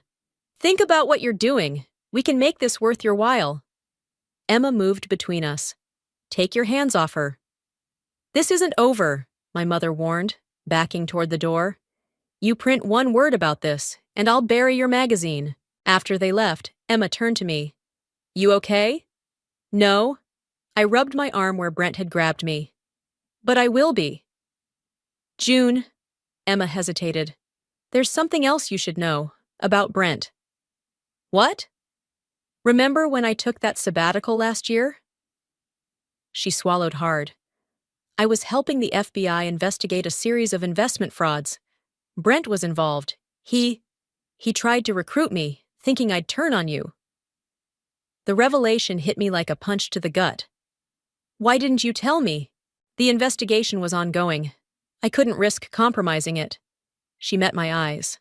But now, we have everything we need to take them down. I looked at the evidence spread across my desk, proof of years of manipulation and betrayal. Print it. All of it? Every last word. I picked up my phone to call Margaret. It's time people knew the truth about Lucille and Brent. As I dialed, another text came through from my mother. You're making a mistake, darling. Blood is thicker than ink. I typed back, so is justice. The cease and desist letter arrived at 8 a.m., delivered by a stern-faced lawyer in an expensive suit. Your mother is prepared to sue for defamation, he stated, placing the document on my desk. She's willing to settle out of court if you drop the story. I didn't even open the envelope. Tell her I'll see her in court. After he left, Emma rushed in. Their lawyers are calling our advertisers, threatening them if they don't pull their contracts. How many have we lost? 3 so far. She checked her tablet. But Lewis found something. Show her. Lewis appeared with a stack of printouts. Remember how we thought the fraud started 2 years ago? It goes back further, way further. He spread photos across my desk. My wedding day 5 years ago. In one image, my mother was speaking with Brent, champagne in hand. Look at the date, Lewis pointed. 3 days after this, your mother opened the first offshore account. She was planning this before you even got married. The room spun. I gripped the edge of my desk, remembering that day. How happy I'd been. How proud my mother had seemed. June? Emma touched my shoulder. There's more. My phone rang. A number I didn't recognize. Hello? Ms. Parker? This is Detective Roberts. We need to talk about your mother and Mr. Morris. 20 minutes later, I sat in a conference room at the police station, staring at surveillance photos. We've been building a case against them for months, Detective Roberts explained. But they're careful. We need someone on the inside. And you want that someone to be me? You're our best shot at exposing this operation. My phone buzzed with a text from Brent. Let's talk, just us, for old time's sake. They're getting desperate, Emma whispered. She'd insisted on coming with me. This could be our chance. I showed the detective Brent's message. What do you need me to do? Meet with him, wear a wire, get him talking about the scheme. Back at the office, Lewis had more news. I found a connection between your mother's accounts and a series of failed businesses. She's been running this scam for decades. How did I not see it? I collapsed into my chair. My own mother. Because she didn't want you to, Emma said firmly. She used your love against you. My assistant knocked. June, your mother's on line 1. She says it's urgent. I put the call on speaker. What do you want? Darling, this has gone far enough. Her voice was honey-sweet. Come to dinner tonight. We can work this out as a family. Family? I laughed. Was it family when you planned to scam me before I even said I'd do? A pause. I don't know what you think you found. I found everything, Mom. The accounts, the failed businesses, the victims, all of it. Then you know what we're capable of, her voice hardened. Drop the story or watch your precious magazine burn. You taught me something important, Mom. About power. I leaned forward. The truth is the greatest power of all. You ungrateful little... I hung up. Emma squeezed my hand. You okay? No. I stood up, grabbing my coat. But I will be. Tell Detective Roberts I'll wear the wire. Set up the meeting with Brent. June, wait. Lewis called from his desk. Look at this. He pulled up an email chain between my mother and Brent, dated just before our divorce. Make sure she signs everything over, my mother had written. Once the accounts are empty, serve the papers. Don't worry, Brent replied. She trusts me completely. My hand shook as I read their casual discussion of destroying my life. Print it, I told Lewis. Print it all. The lawyers, he started. Can't stop the truth. I checked my phone. Another text from Brent, suggesting a meeting place. Tell Detective Roberts I'll meet Brent tomorrow at noon. Emma grabbed her purse. I'm coming with you. No? I turned to her. I need you here, running the magazine. If something goes wrong... Nothing will go wrong, she insisted. We've got them cornered. My phone buzzed one final time. My mother again. You're just like me, darling. Willing to destroy family for success. I typed back. No, Mom. I'm nothing like you. I'm better. Tomorrow, I would face Brent wearing a wire. Tomorrow, I would help bring down their empire of lies. But tonight, I had a magazine to run and a truth to tell. Let's get to work, I told my team. We have a story to write. The wire itched against my skin as I walked into the coffee shop. Brent was already there, looking perfectly relaxed in his tailored suit. June. He stood to kiss my cheek. I stepped back. Still angry, I see. Can you blame me? Actually, yes. He stirred his coffee. You're being unreasonable. This could benefit all of us. Detective Roberts' voice crackled in my earpiece. Keep him talking about the business. Like it benefited your other investors? I asked, sitting down. His smile tightened. I don't know what you think you know. My phone buzzed. Emma had sent a screenshot of Brent's latest Twitter post. Sad to see Truth and Style magazine resorting to tabloid journalism. Family matters should stay private. Nice tweet, I said, showing him my phone. Trying to discredit me already? It's just business, June. Nothing personal. Was it business when you emptied our accounts? He leaned forward. Your mother and I have powerful friends. One word from us, and your advertisers will run. Your distributors will drop you. Your magazine will be finished. Is that what happened to your other victims? You threatened them into silence? His eyes narrowed. Careful, June. My phone lit up again. Lewis this time. Twitter's exploding. Dozens of people coming forward with stories about Brent and Lucille's scams. I turned my phone so Brent could see the growing thread of accusations. Looks like your victims are done being silent, I said. He grabbed my wrist. You have no idea what you're dealing with. Let go of me. We tried to be nice. His grip tightened. We offered you a chance to profit from this, but you had to play hero. Mr. Morris? Detective Roberts' voice cut through the cafe. Remove your hand from Ms. Parker. Brent's face went pale as officers approached our table. You wore a wire? He released my wrist. You actually wore a wire? Nothing personal. I echoed his words. Just business. My phone exploded with notifications. Emma was calling. June, get back here now, she said when I answered. Your mother just showed up with her entire legal team. I arrived at the office to find my mother holding court in the conference room, surrounded by expensive suits. There's my daughter, she announced. The one trying to destroy her own family. Family, I laughed. Is that what you call stealing from your daughter's husband before they're even married? Everything I did for us. She stood, perfectly composed. You were always so naive. Someone had to protect our interests. Our interests? You stole from me. I made you stronger. She smiled that familiar cold smile.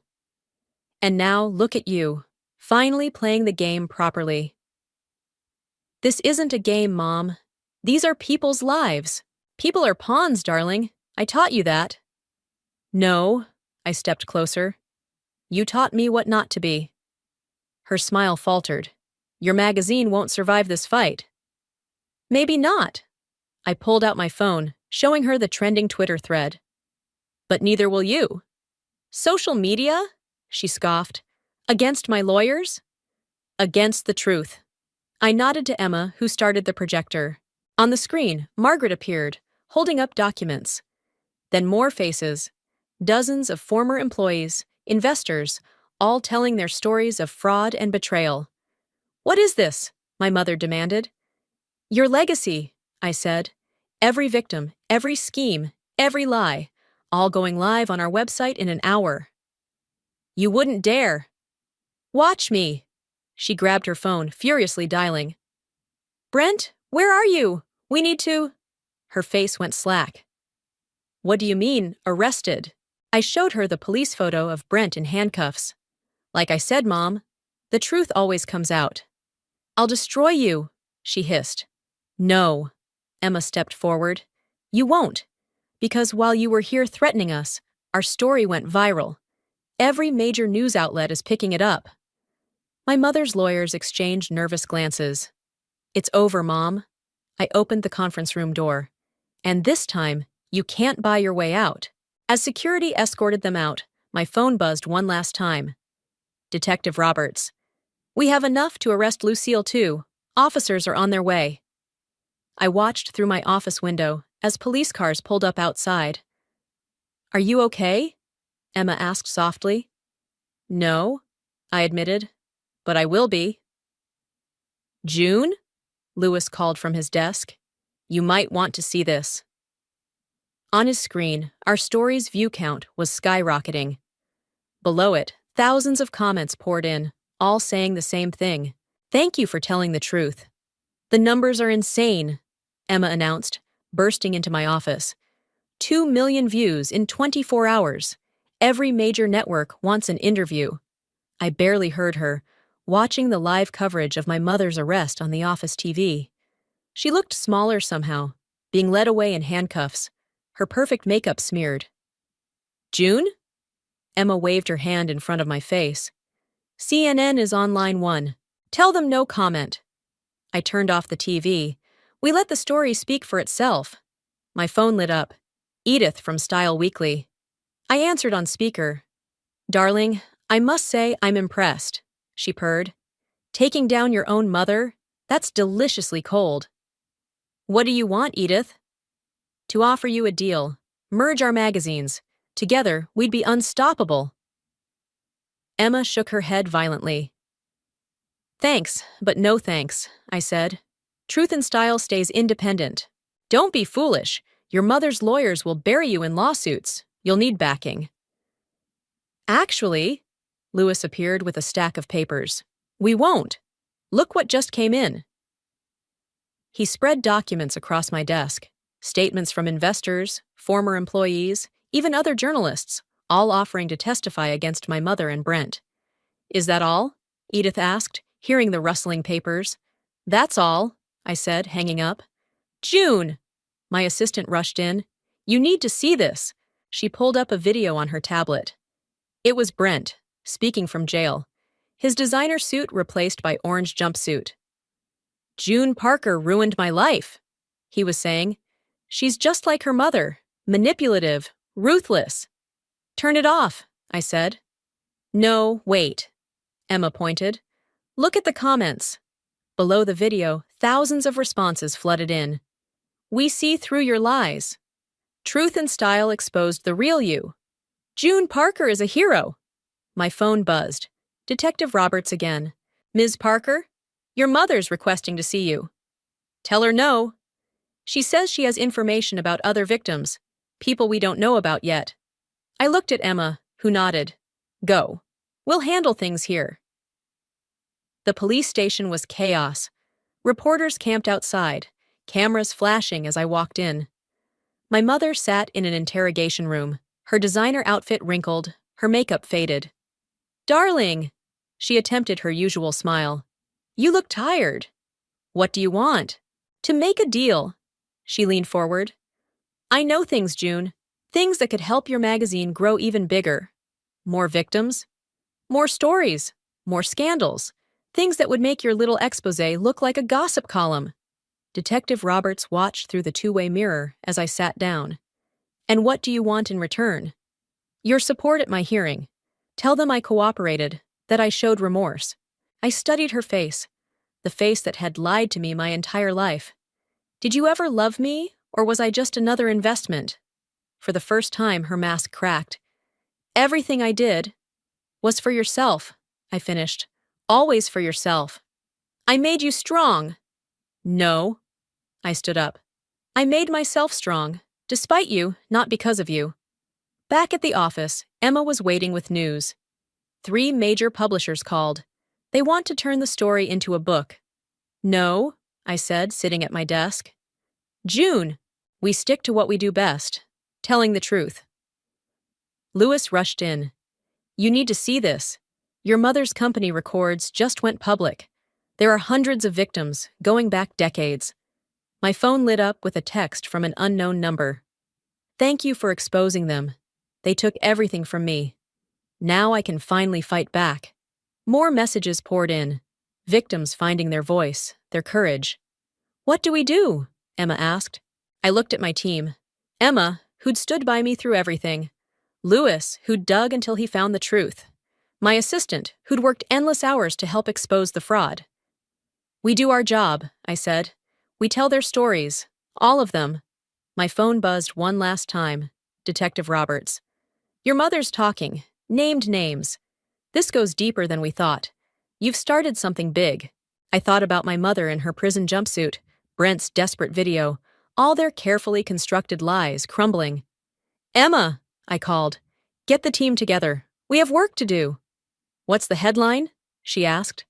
I looked at the growing list of victims reaching out for help, for justice, for their voices to be heard. The headline is Truth Matters. I stood up. And we're just getting started. The courthouse steps were packed with reporters as my mother and Brent arrived for their preliminary hearing. I watched from across the street as they climbed the steps, no longer the confident power couple they'd once been. Ready for this? Emma stood beside me, clutching a folder of evidence. As I'll ever be. Inside, the courtroom hummed with tension. My mother's lawyers had arranged a press conference before the hearing, one last attempt to control the narrative. My client, her lead attorney announced, has been the victim of a vindictive campaign by her own daughter. Actually, I stepped forward, Emma right behind me. I have something to say. The room erupted in camera flashes. My mother's face tightened. June, Brent warned, think carefully about what you're doing. Oh, I have. I nodded to Emma, who started distributing documents to the press. These are statements from 32 new victims who've come forward, people whose lives you destroyed. Lies, my mother hissed. Really? I turned to the crowd. Margaret? My mother's former assistant stood up, then another person and another. Soon, half the courtroom was standing, all victims, all with stories to tell. What is this? Brent's lawyer demanded. Justice, I said simply. My mother grabbed the microphone. These people are opportunists. They're... Sarah Thompson, a woman called out. You stole my retirement fund. David Miller, you bankrupted my family business. Rachel Foster, my children lost their college funds because of you. Name after name, story after story. My mother's composed facade cracked as the truth echoed through the courtroom. Enough, she screamed. This is all June's fault. She's trying to destroy me because she's jealous, because she could never measure up. Actually, Detective Roberts stepped forward. We have evidence that proves otherwise. He played an audio recording, my mother's voice, clear and cold. Of course I knew the investments were fake. Those people were stupid enough to trust us. They deserved to lose everything. The recording continued, detailing years of deliberate fraud. Brent's face went pale. You recorded our private conversations? He sputtered. No, my mother whispered. The hotel room. They bugged the hotel room. Where you planned your next scam, Detective Roberts confirmed. Right after Ms. Parker wore the wire. Brent lunged toward me. You set us up! Security grabbed him as cameras flashed. My mother stood frozen, watching her carefully constructed world collapse. Lucille, her lawyer urged, don't say another word. But she was beyond hearing. I built an empire, she shrieked. I took their worthless money and made something magnificent, and my own daughter betrayed me for what? Some pathetic notion of justice? No, Mom. I met her eyes. For the truth, the thing you never understood. She lunged for the evidence folder Emma was holding. In the chaos, papers scattered across the floor. Bank statements, witness testimonies, proof of decades of fraud. Order! The judge's gavel cracked through the chaos. Remove the defendants. As security led them away, my mother turned back. I made you who you are. No, I called after her. You showed me who I never wanted to be. Outside, reporters swarmed us. Ms. Parker, how does it feel to take down your own mother? Did you know about the fraud during your marriage? Will Truth and Style continue covering the story? Emma pushed through the crowd. Ms. Parker's magazine will continue doing what it's always done, telling the truth. My phone buzzed. Lewis, you need to see this. Every major network is running the story. The victims are speaking out everywhere. Another text followed from Detective Roberts. More arrests coming. Your mother's empire is falling. You did good, kid. I watched as police cars pulled away, carrying my mother and Brent to jail. Emma squeezed my hand. You okay? Look. I pointed to the courthouse steps, where victims were hugging each other, sharing stories, finding strength in numbers. Ms. Parker? A young reporter approached. What happens now? I thought about all the stories still untold, all the truths still hidden. Now? I smiled. Now we keep doing our job. We keep telling the truth. Even when it hurts? She asked. Especially then. I turned to Emma. Let's get back to work. We have a magazine to run. As we left, I heard my mother's words echoing from a news broadcast. I built an empire.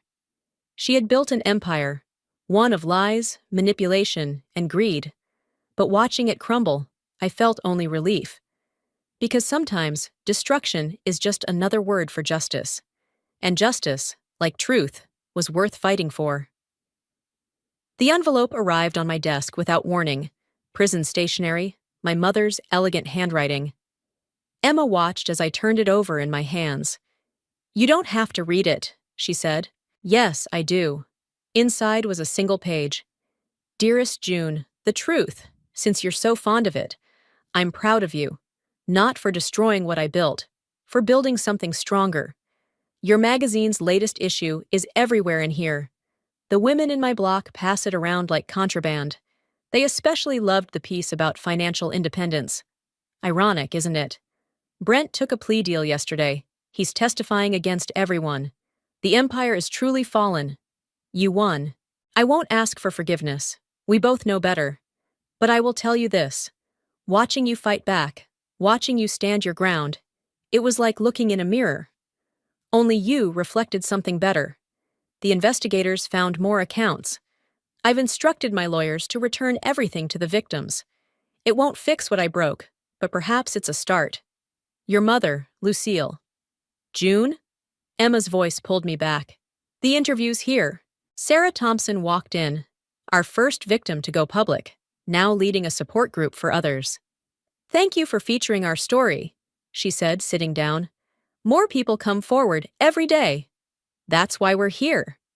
I gestured to the magazine cover on my desk.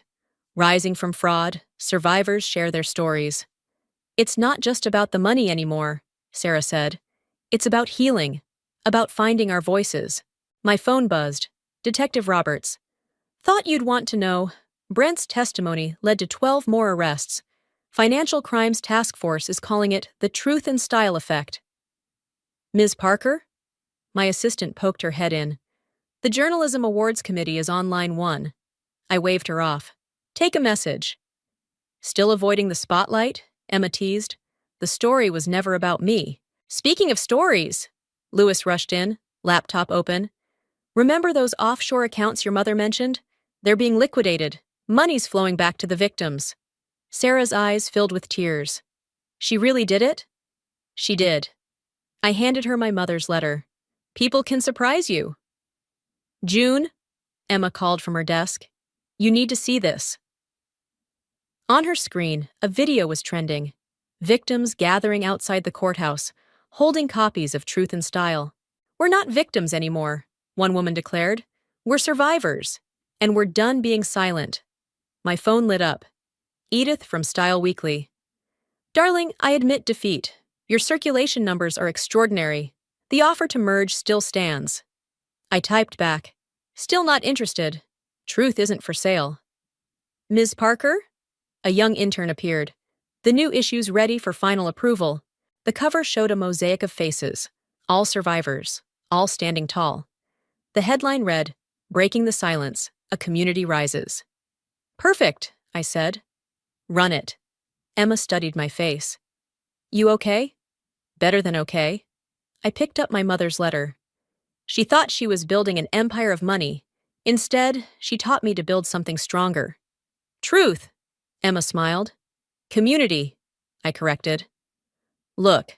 Through my office window, the magazine's main floor buzzed with energy. Survivors turned advocates worked alongside journalists, sharing stories, building connections. What started as an exposé had become a movement. My phone chimed one last time, a text from Margaret, my mother's former assistant. You did it, June. You turned their weapon into our shield. I thought about my mother in prison, reading our magazine, about Brent, facing the consequences of his choices, about all the lives they'd tried to break. Emma, I called, get the team together.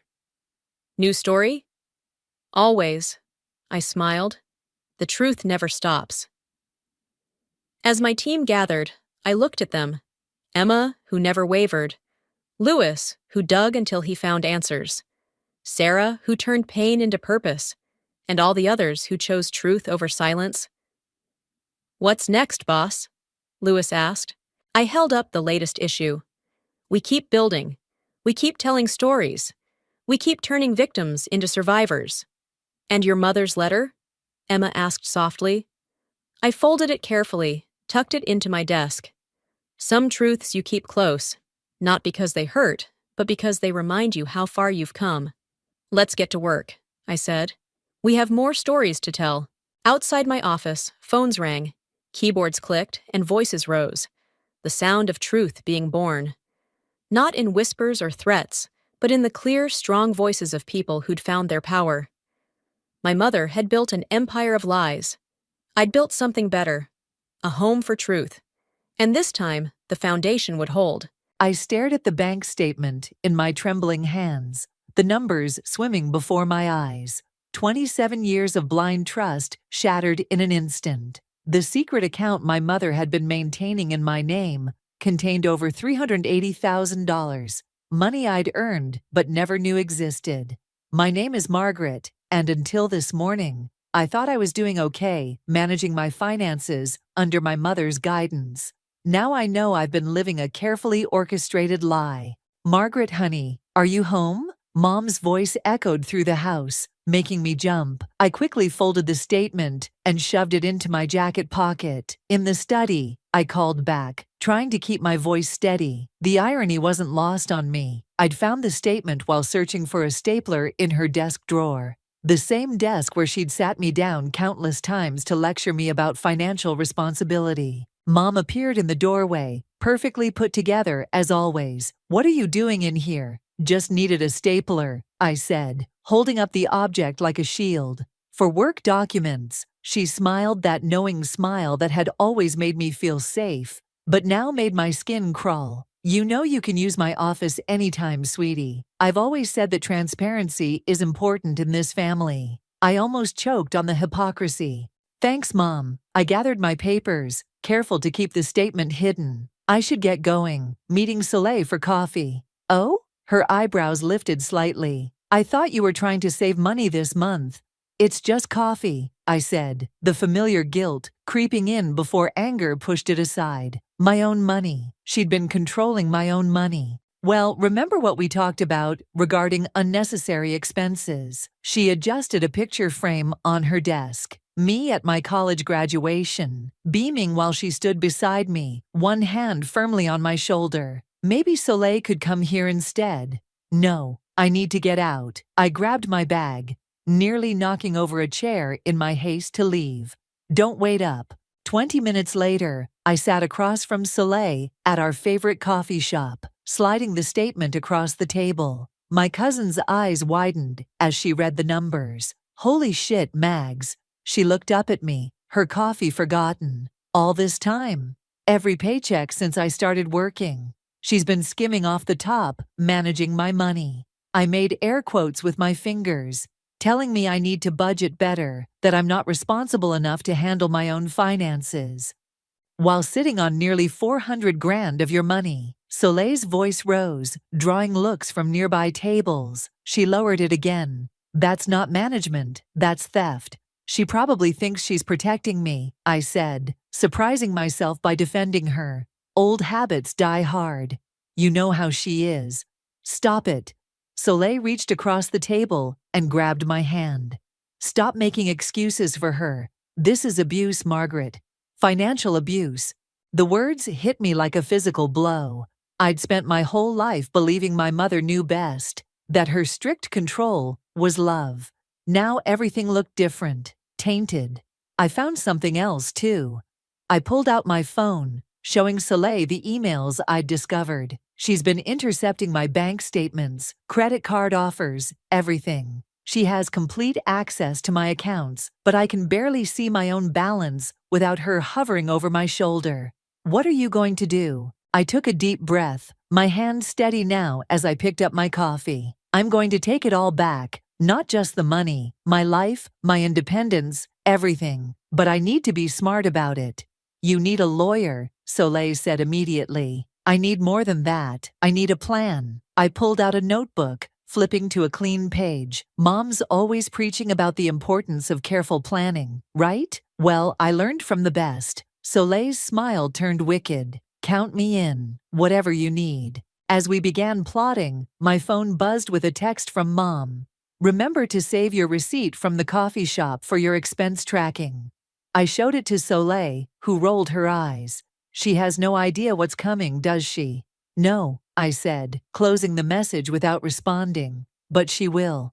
I'm done being the good, obedient daughter she can manipulate. It's time she learned that her perfect little girl has grown up, and she's not going to like what she sees. I opened my notebook and started writing, each word a brick in the foundation of my independence. The game of control and submission that had defined our relationship was about to change dramatically. And for once, I would be the one making the rules. An untraceable account. Devin leaned back in his leather office chair, studying me over his reading glasses. Margaret, what exactly are we dealing with here? I slid the bank statement across his desk. His eyebrows shot up as he reviewed the numbers. Then he let out a low whistle. Your mother did this. Every penny I've earned since I was 16, I said. She's been protecting me from my own money. Soleil, who'd insisted on coming with me to the lawyer's office, spoke up from her chair beside me. We need to know what options Margaret has. Legally speaking. Devin removed his glasses, polishing them with his tie as he thought. Technically, if your mother had authorization to manage these accounts, which she made me give her when I was 18, I interrupted. She said it was the responsible thing to do.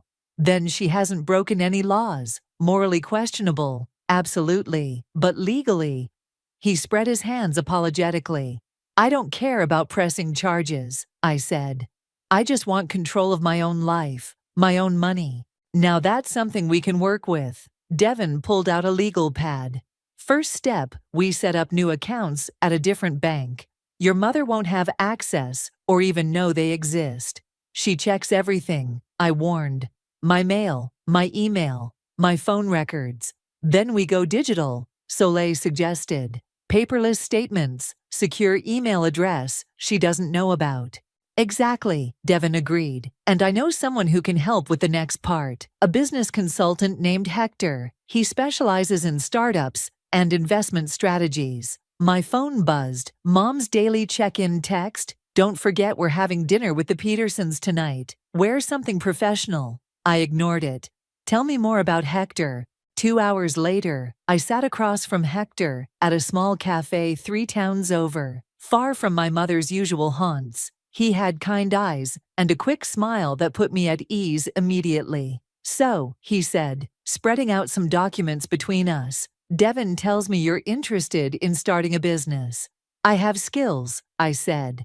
I've been managing social media campaigns for other companies for years, but my mother always said striking out on my own would be too risky. The biggest risk in business is letting fear stop you, Hector replied. Show me what you've got. I pulled out my portfolio, walking him through campaigns I'd created. His eyes lit up as he flipped through the pages. This is impressive work, he said. Why are you still doing this for other people when you could be building your own empire? Because until now, I didn't have access to startup capital. I smiled. But things have changed. How much are we talking about? I can move about 50,000 without raising suspicion. For now. Hector nodded, scribbling notes. That's more than enough to get started. We'll need to move fast, though. Set up an LLC. Create a business plan. Margaret. A familiar voice made my blood run cold. I turned to see Mrs. Peterson, my mother's bridge partner, standing by our table. Mrs. Peterson, what a surprise. I forced a smile, casually sliding my portfolio under some papers. I thought you were working today, she said, eyes darting between me and Hector. Just a quick lunch meeting, I said smoothly. Client consultation. Oh, how lovely. Will we see you at dinner tonight? Of course, wouldn't miss it. After she left, Hector raised an eyebrow. That could be a problem. She'll tell my mother she saw me here, I agreed, but it might work in our favor. Let Mom think I'm just taking on extra freelance work. It'll keep her from looking too closely at what we're really doing. Smart, he said, but we need to be careful. One wrong move could ruin everything, I finished. I know, but I'm done being careful. I'm done being controlled. Then let's make this happen. Hector pulled out his laptop. By the time your mother figures out what's going on, you'll be too established for her to stop you. My phone buzzed again. Mrs. Peterson says she saw you at lunch. We need to talk about taking on extra work without consulting me first. I showed Hector the message. He shook his head. You're really ready for this? Once we start, there's no going back. I thought about the hidden account, the years of manipulation, the constant control. I'm not going back, I'm going forward, full speed ahead. Then let's give your mother something to really talk about. Hector opened a new document and typed, Empowered Digital Marketing, LLC. Looking at those words, I felt a thrill of excitement and fear, my first real step toward freedom. My mother had taught me everything about control. Now it was time to show her just how well I'd learned those lessons. 3 new clients this week. I high-fived Hector across our shared workspace in the co-working facility. We'd chosen this location carefully. Modern, professional, and most importantly, 20 miles from my mother's usual territory. And that tech startup wants to triple their social media budget, Hector added, sliding a contract across the desk. They loved your campaign strategy. I signed the paperwork with a flourish, savoring the moment. 2 months into our venture, and Empower Digital was already exceeding our projections. My phone lit up with Mom's face. I let it go to voicemail. You can't avoid her forever, Hector said, but he was smiling. How are you explaining all these client meetings? Freelance work for my old agency. She's not happy about it, but she can't argue with the extra money flowing into the account she monitors. I grinned. Of course, she has no idea about our other accounts. The phone rang again. This time, I answered. Margaret, where are you? It's nearly dinner time. Working late, Mom. Big project due tomorrow. Again, that's the 3rd time this week. I'm worried you're taking on too much. Why don't you come home and let me look over your budget? Maybe we can find a way for you to work less. I caught Hector rolling his eyes and had to stifle a laugh. I'm fine, Mom. Really. I'll grab something here. Well, at least tell me where you are. I can bring you a proper dinner. No need. I'll see you later. I hung up before she could protest. Speaking of dinner, Hector said, our potential investors are confirmed for tomorrow night, 7 o'clock at La Maison. My stomach fluttered with nervous excitement. If this meeting went well, we could expand faster than we'd planned. Did you send them our proposal? This morning. They're particularly interested in your innovative approach to. The office door burst open, making us both jump. Mom stood in the doorway, her face flushed. Margaret Elizabeth Emerson, I tracked your phone's location. She stepped inside, taking in the modern office space, the whiteboards covered in strategy notes, and Hector's startled expression. What is this place, and who is this man? I stood up slowly, my heart pounding, but my voice steady. Mom, this is Hector, my business partner. Business partner. She spat the words like they tasted bad. What are you talking about? I'm talking about my company, Empower Digital Marketing. I gestured to the logo on the wall. We've been operational for 2 months.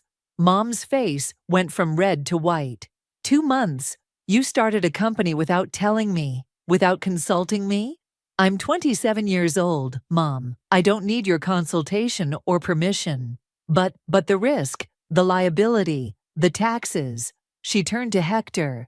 Who are you really? What are your credentials?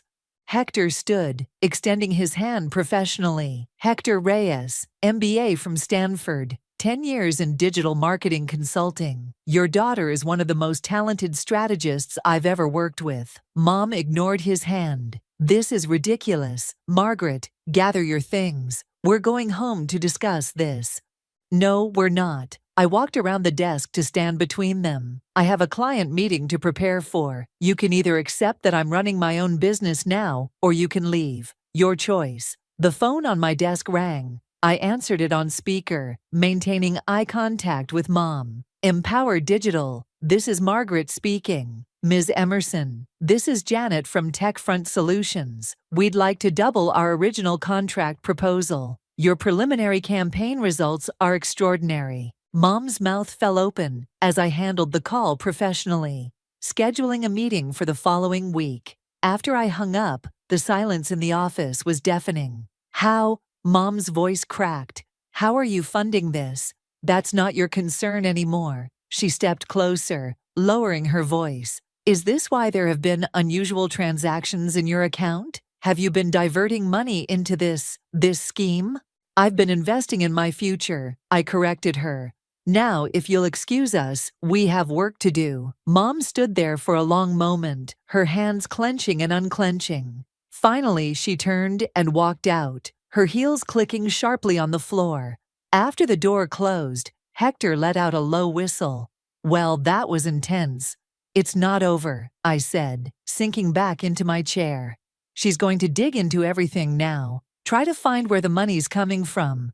Let her dig. Hector pulled up our latest analytics report. By the time she figures it out, we'll be too successful for her to do anything about it. I nodded, turning back to our work. The confrontation I'd been dreading had come and gone, and I was still standing. More than standing, I was thriving. For the first time in my life, I felt truly powerful. The real question was, what would Mom do next? Your credit score dropped 20 points. Mom announced at breakfast, waving her iPad like a weapon. I just checked. You're monitoring my credit score? I kept my voice level, buttering my toast with deliberate calm. 3 days had passed since her office invasion, and she'd been relentless. Someone has to watch out for your financial health. You've been making some concerning decisions lately. My credit score is fine, Mom, and it's none of your business. Everything about you is my business. She sat down across from me. I raised you, supported you, guided you, controlled me, I muttered. The doorbell rang before she could respond. Through the window, I saw Soleil's car in the driveway. Perfect timing, I said, grabbing my bag. I'm having breakfast with Soleil. But we're not finished discussing. Yes, we are. I opened the door to find Soleil already reaching for me. Emergency, she announced dramatically. Fashion crisis. Need my cousin's expert eye. Mom appeared behind me. Margaret has a doctor's appointment at 11. No, I don't, I said, stepping outside. Yes, you do.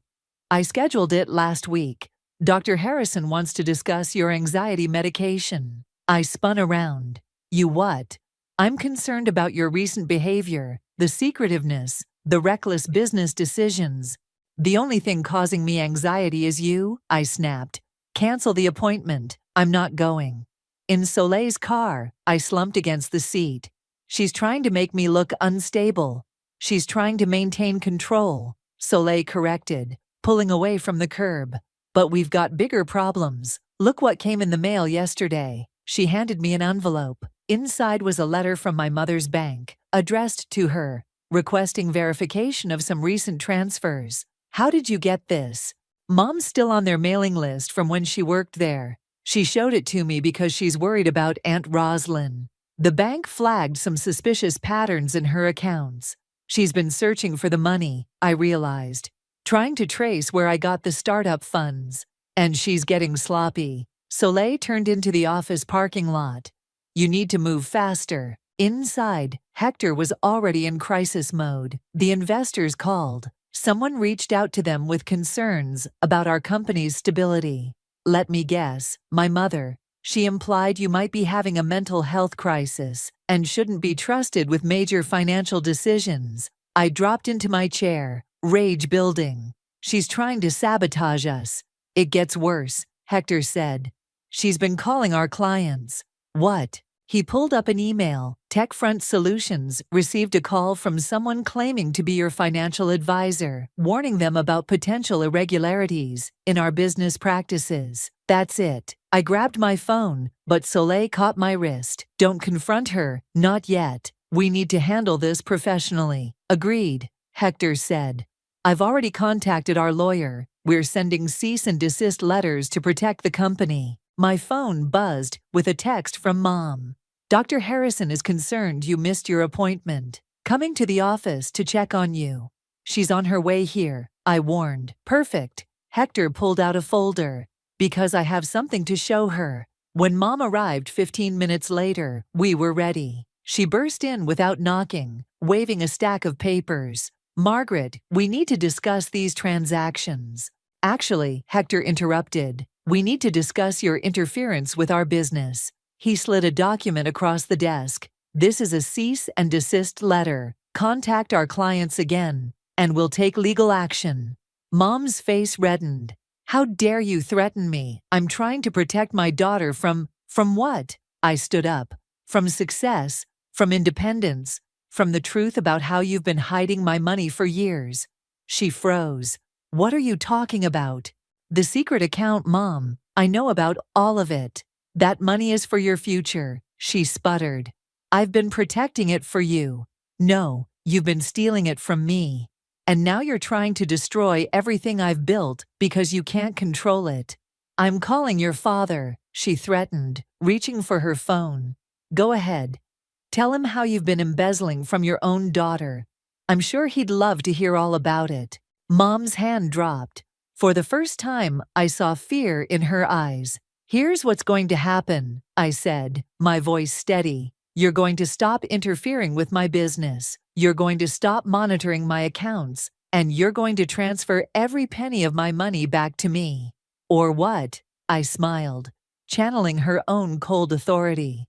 Or everyone, Dad, the family, your precious social circle, learns exactly what kind of mother you really are. She stared at me for a long moment, then turned and walked out without another word.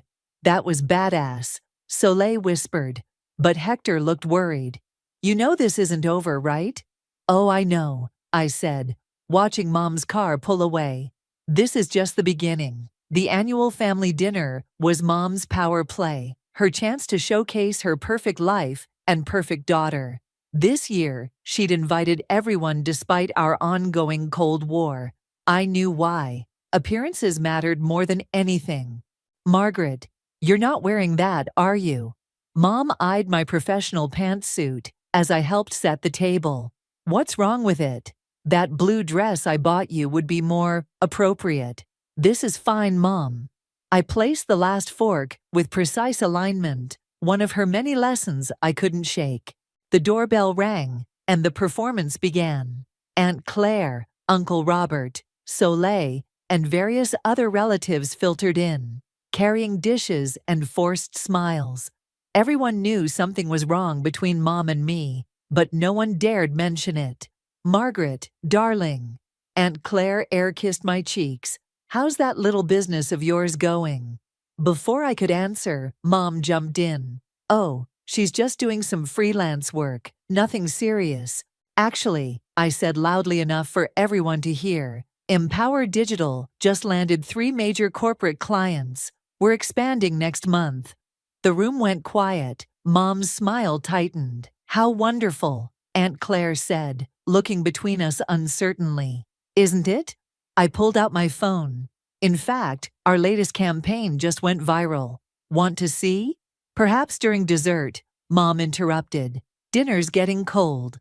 We settled around the dining room table. Mom's perfect tableau of family harmony. She'd placed me directly across from her, where she could monitor every bite, every gesture. "So Robert," Mom said, passing the potatoes, "how's the investment firm?" Uncle Robert launched into a story about market trends, but I caught Mom watching me as I typed something on my phone under the table. "Margaret," she said sharply, "no phones at dinner, you know the rules." "Sorry, just confirming a meeting with our investors tomorrow. They're very excited about our growth projections." Soleil, sitting beside me, poorly concealed her smirk. "Investors?" Dad looked up from his plate. "You never mentioned investors, Rosalind." "Because there's nothing to mention," Mom said quickly. "Margaret's just experimenting with some online marketing work. Nothing serious enough for investors." "Nothing serious?" I set down my fork. "Our company valuation just hit 7 figures." The clatter of silverware stopped. Dad's eyebrows shot up. "7 figures?" he repeated. "How did you manage that so quickly?" "Yes, Margaret." Mom's voice could have frozen water. "How did you manage that? Hard work, smart investments, and complete control over my own finances." I met her gaze steadily. "It's amazing what you can accomplish when you have access to your own money." Mom's wine glass trembled slightly as she lifted it. "I don't think this is appropriate dinner conversation." "Why not? Isn't financial success something to celebrate?" I turned to the table at large. "In fact, I've learned so much about money management recently. Would anyone like to hear about the importance of maintaining transparent banking relationships?" "Margaret." Mom's warning tone was familiar, but it had lost its power. "Or we could discuss the legal implications of unauthorized account management." "That's enough." Mom slammed her hand on the table, making the plates jump. "Rosalind." Dad was looking between us, confusion turning to concern. "What's going on?" "Nothing," she said. "Margaret's just being dramatic." "Am I?" I pulled an envelope from my bag and slid it across the table to Dad. "These are bank statements showing how Mom's been hiding my earnings for years. Almost $400,000 in a secret account." The room erupted in gasps and whispers. Dad opened the envelope with shaking hands. "Rosalind, is this true?" Mom stood up, her chair scraping back. "I was protecting her, making sure she didn't waste her money on foolish things like this ridiculous business venture. The business venture that's already more successful than anything you ever achieved." The words were cruel, but I couldn't stop them. "Face it, Mom, you're not protecting me. You're controlling me, and it's over." "How dare you speak to me like that?" She turned to the stunned family members. "Can't you see what's happening? She's turned against me, her own mother." "No, Mom. You turned against me the moment you decided I couldn't be trusted with my own life." Soleil squeezed my hand under the table as Mom stormed out of the dining room. The sound of her heels on the stairs echoed through the silent house. Dad stared at the bank statements, his face ashen. I had no idea. "I know, Dad." I stood up, gathering my things. "But now everyone does." As I walked out, leaving the wreckage of Mom's perfect family dinner behind, I heard Aunt Claire whisper, "Just like her mother, always has to be in control." But she was wrong. I wasn't like my mother at all. I was something she never expected me to be. Free. The letter arrived 3 days after the disastrous family dinner. Heavy cream paper, Mom's precise handwriting on the envelope. I opened it at my desk while Hector watched with concern. Dear Margaret, I read aloud. I've transferred the full amount from the secondary account back to your primary account. I trust this resolves any misunderstandings between us. We can discuss your temporary emotional state when you're feeling more rational. Love, Mother. Hector whistled. Temporary emotional state. Classic Mom. She still thinks she can spin this. I crumpled the letter and threw it in the trash. But at least she returned the money. My phone rang. Dad's number. I put it on speaker. Hey, Dad. Margaret, we need to talk about your mother. His voice sounded tired. She's not eating, barely sleeping. Says she's lost her daughter. She lost me the moment she decided to steal from me. She says she was investing it for your future. Dad, stop defending her. I shared a look with Hector, who nodded encouragingly. Did you know she's been calling my clients, trying to sabotage my business? A long pause. She mentioned being concerned about your company's stability. The company that's about to close $1 million deal? I pulled up our latest contract on my screen. The one that's been featured in 3 business magazines this month? I don't understand how things got so bad between you two. Ask her about the doctor's appointment she tried to force me into. Ask her about monitoring my credit score, my phone, my entire life. Better yet, ask her why she really kept that money hidden. The office door opened, and Soleil burst in, waving her phone. You need to see this. Dad, I have to go. Just think about what I said. I hung up and turned to Soleil. What's wrong? She thrust her phone at me. On the screen was a social media post from Mom. Heartbroken mother seeking advice. My daughter has fallen under the influence of manipulative business partners. How do I protect her from herself? The post had hundreds of comments, mostly from her country club friends and social circle, all sympathizing with her plight. She's trying to control the narrative, Hector said, reading over my shoulder. Look at the comments. Soleil scrolled down. Poor Roslyn, such a devoted mother. These young people think they know everything. Maybe she needs professional help. My hands shook with rage. She's making me look unstable, setting up her defense in case I go public with what she did. The phone on my desk rang. Our biggest potential client. Ms. Emerson, we've received some concerning information about your company's background. I put on my most professional voice. What kind of information? Well, someone claiming to be your mother called our board. She raised questions about your mental state and financial reliability. I muted the phone. Hector, get me the latest campaign metrics. Soleil, the press coverage files. Unmuting. I understand your concerns. Please allow me to email you our current performance data, press coverage, and client testimonials. Would you also like to schedule a video call with our entire team? 20 minutes later, crisis averted. I slumped in my chair. She's not going to stop, Soleil said quietly. No, she's not. I sat up straight, decision made. Which is why we're going to end this, once and for all. What are you thinking? Hector asked. Mom's birthday gala is next week, the biggest social event of her year. Everyone who matters to her will be there. Soleil's eyes widened. You wouldn't. I would. And I will. I pulled up my email. Time to RSVP yes to that party invitation. Margaret, Hector said carefully. Are you sure? This could get ugly. It's already ugly.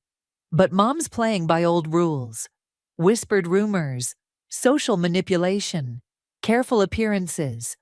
I'm going to change the game. I drafted a quick email to our lawyer. Need to discuss options for full financial disclosure at a public event. She'll never forgive you, Soleil warned. I'm not looking for forgiveness. I'm looking for freedom. And sometimes, I hit send on the email. Freedom comes at a price. My phone buzzed with a text from Mom. Delighted you'll attend my birthday celebration. Wear the blue dress. It's more appropriate than your business attire. I showed it to Soleil and Hector.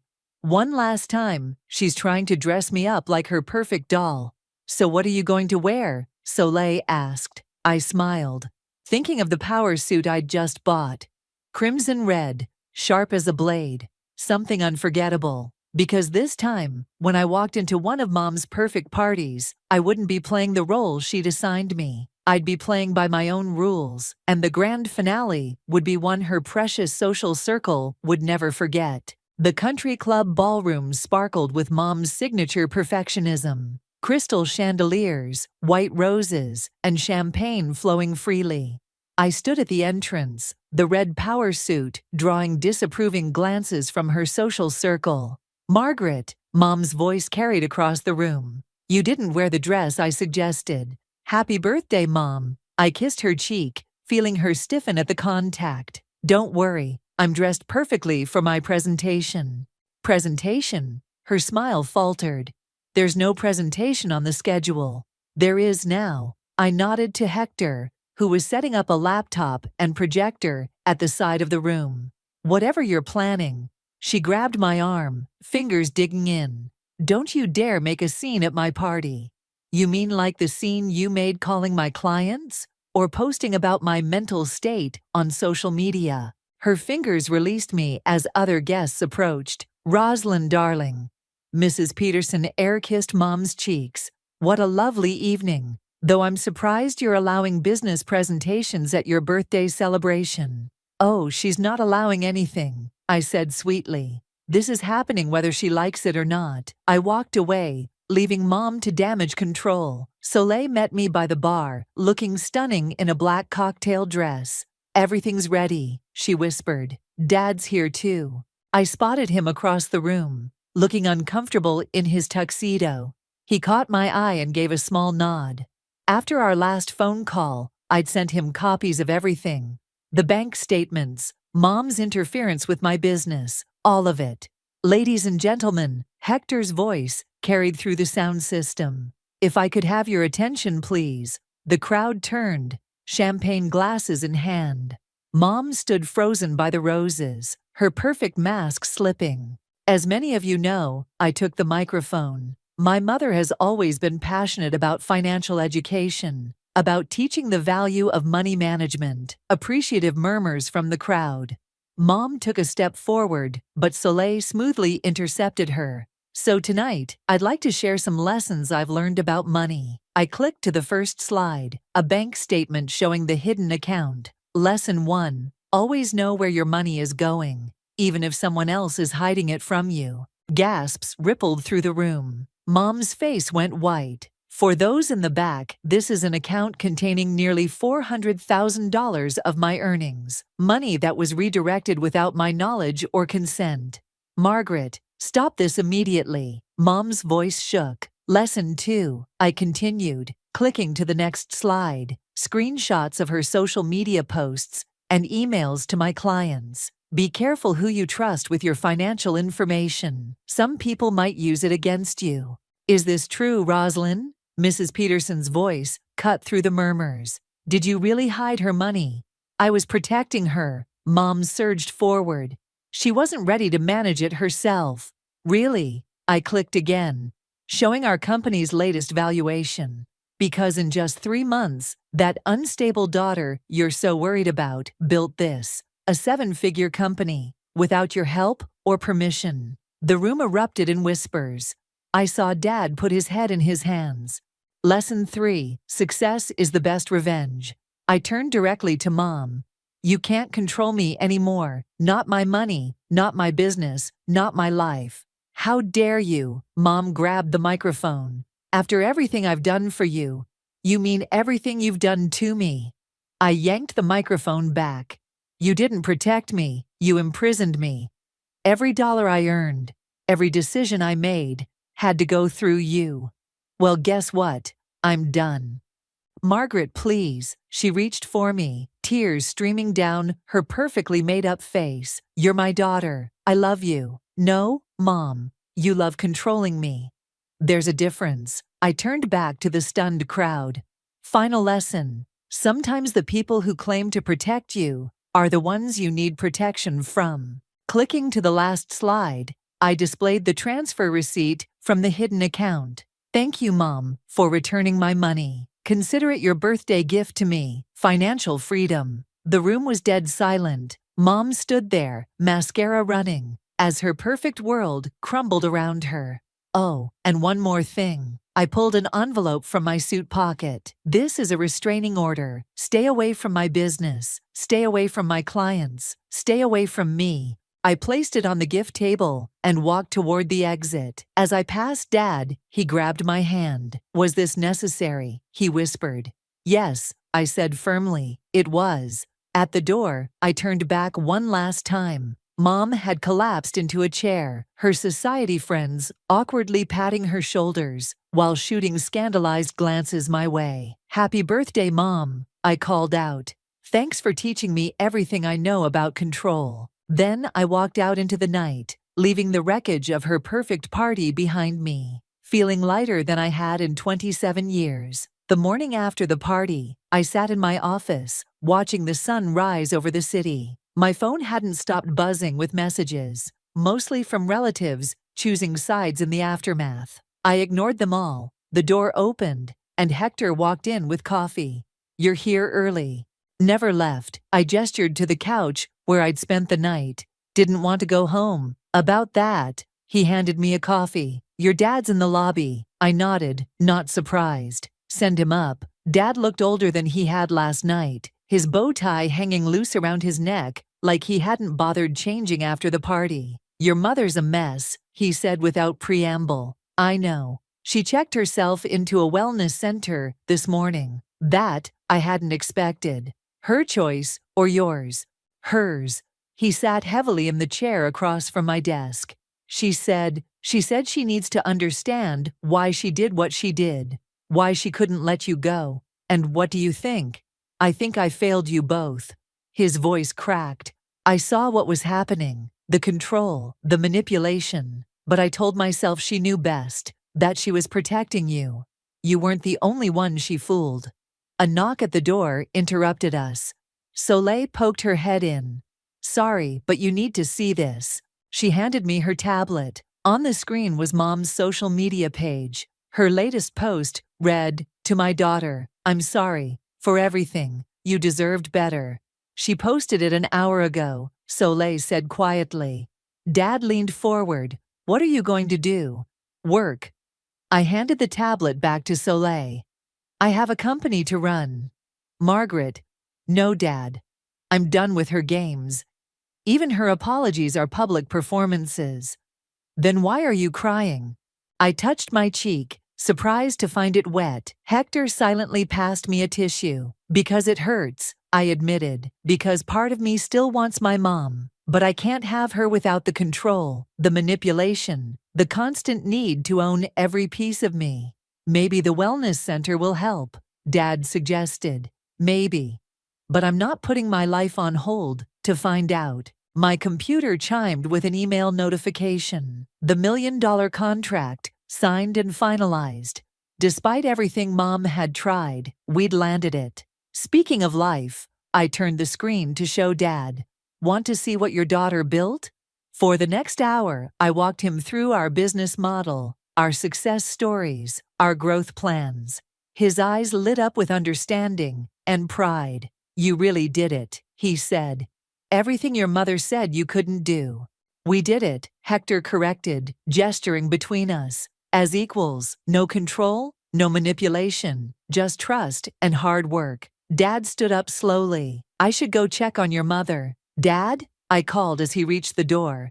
Tell her I'm okay, better than okay. And if she ever really wants to talk, not control, not manipulate, just talk, she knows where to find me. After he left, Soleil perched on my desk. You're not actually going to forgive her, are you? No, I said, turning to the window. But I'm not going to let her control me with guilt either. She made her choices. I made mine. Speaking of choices, Hector pulled up our calendar. The business magazine wants to interview you. Rising Star Under 30 feature. I smiled, thinking of Mom, reading that article in her wellness center. Schedule it. And the real estate agent called. Soleil added. That condo you liked is available. Perfect. I stood up, straightening my suit.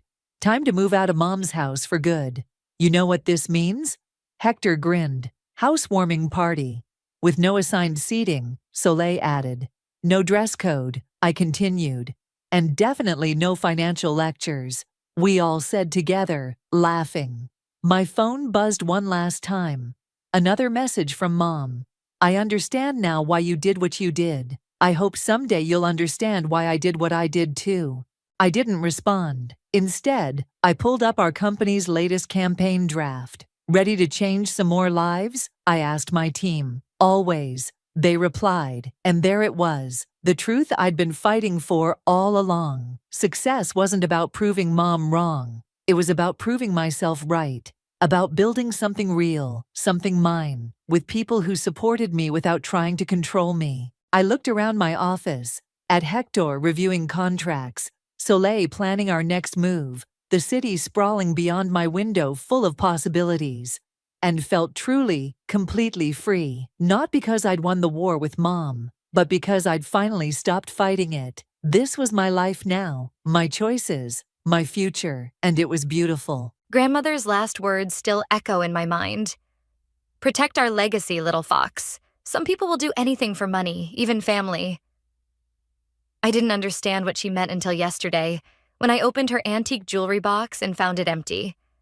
My name is Fiona, and I'm about to tell you how I discovered my own mother betrayed not just me, but everything our family stands for.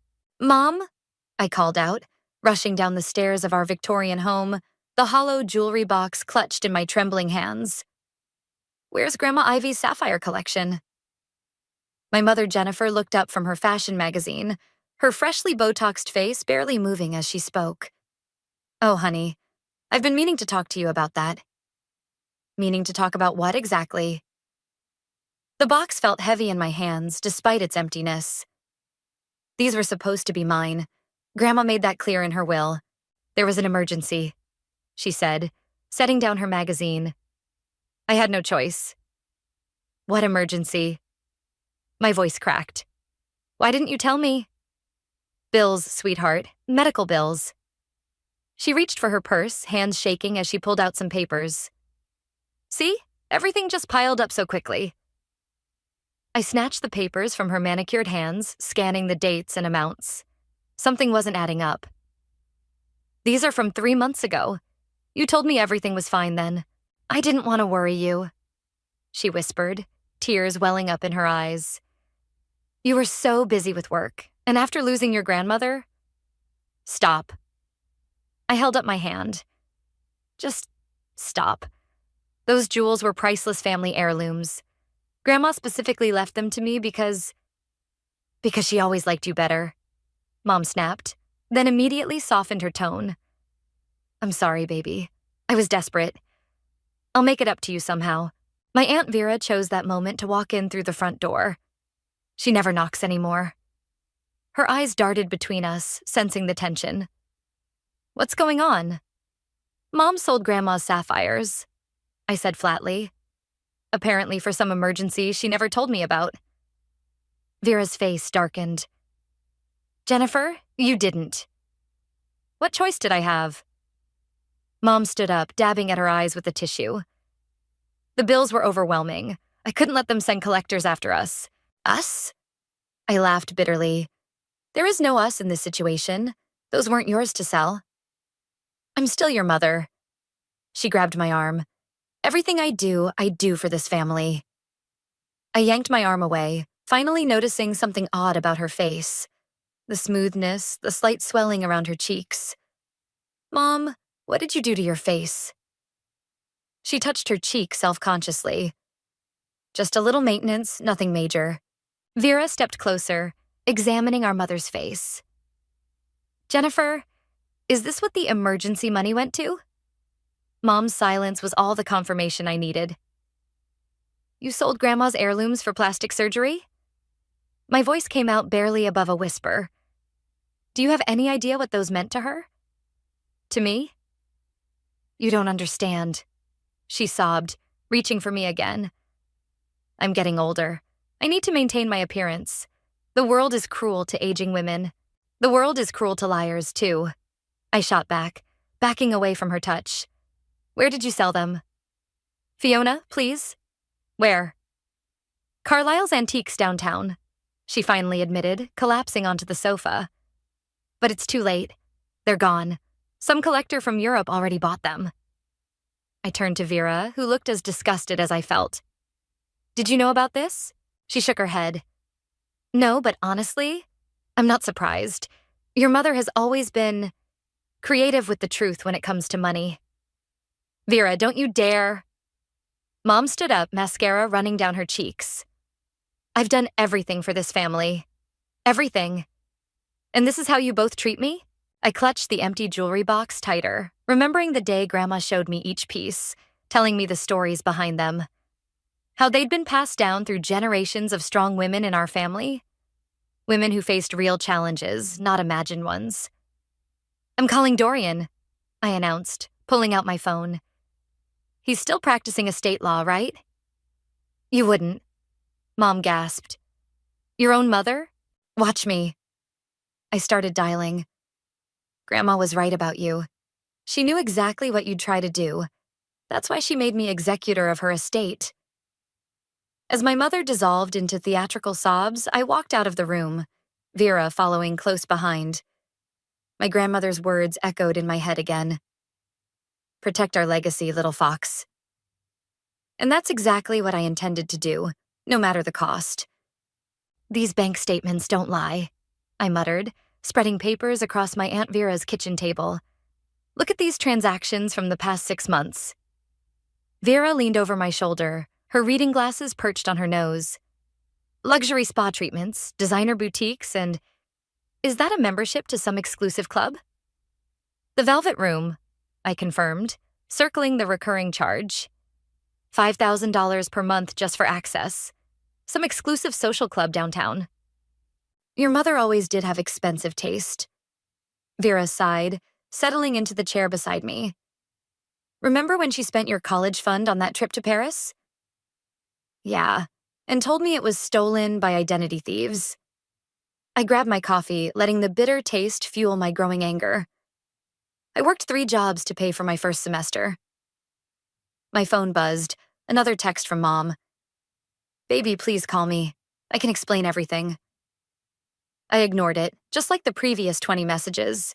There's something else you should know, Vera said, getting up to retrieve a folder from her desk. I've been keeping track of some things since your grandmother passed.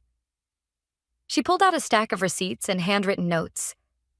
Every time Jennifer claimed there was an emergency, I documented it. Medical emergencies, car repairs, roof leaks. And let me guess, none of them were real? Bingo. Vera spread out the papers. That emergency appendectomy last year? She was actually at a wellness retreat in Arizona. The critical roof repair? New wardrobe from Nordstrom. My phone buzzed again. This time it was Dorian. Got the preliminary paperwork ready? Meet at my office at 2? Yes, please, I texted back. What's your plan? Vera asked, watching me gather the evidence. First, I'm meeting with Dorian to review Grandma's will. There might be clauses we can use to protect what's left of the estate. I stood up, stuffing papers into my messenger bag. Then I'm paying a visit to Carlisle's Antiques. I'll come with you, Vera offered, grabbing her car keys. That old buzzard Carlisle knows me. He might be more willing to talk. The drive downtown was tense. Another call from Mom. Ignored. Carlisle's Antiques was exactly as I remembered it from childhood visits with Grandma.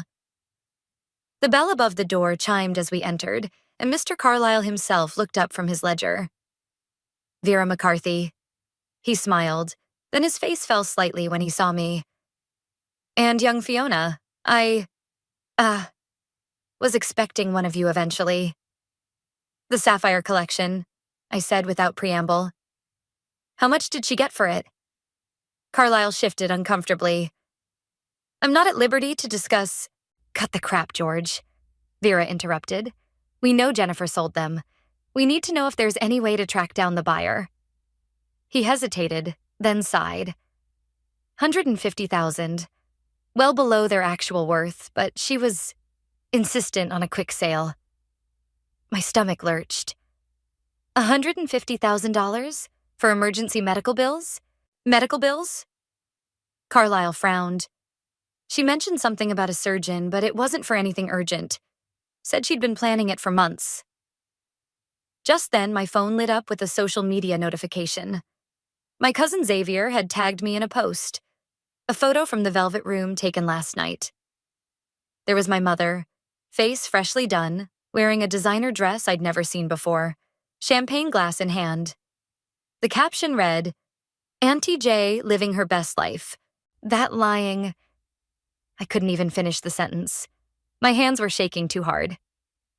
"Fiona," Vera said quietly, "there's something else you should know. Your mother came to me last week asking to borrow money. Said she needed it for property taxes." Let me guess. Another lie? I followed her after I turned her down. She went straight to a cosmetic surgeon's office.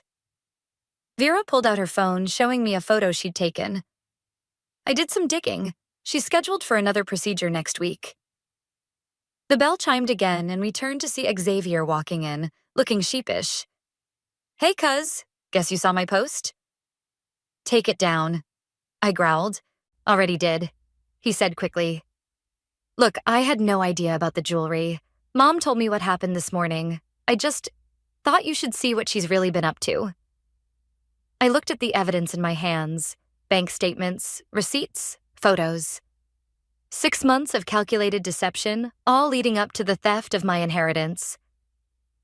"Thanks for your help, Mr. Carlisle," I said, turning toward the door. "I've got a meeting with my lawyer." "Fiona," he called after me. "For what it's worth, I tried to talk her out of it. Told her those pieces should stay in the family." "They should have," I replied. "And now she's going to learn exactly what that means." As we left the shop, I finally answered one of Mom's texts. "Hope the new face was worth it. See you in court." Family dinner had always been a monthly tradition at our house, but this one was different. The tension was thick enough to cut with the expensive silver knives Mom insisted on using, the ones she probably bought with my inheritance money. "Pass the potatoes, please," Mom said sweetly, as if nothing was wrong. Her new face looked even more obvious in the dining room lighting.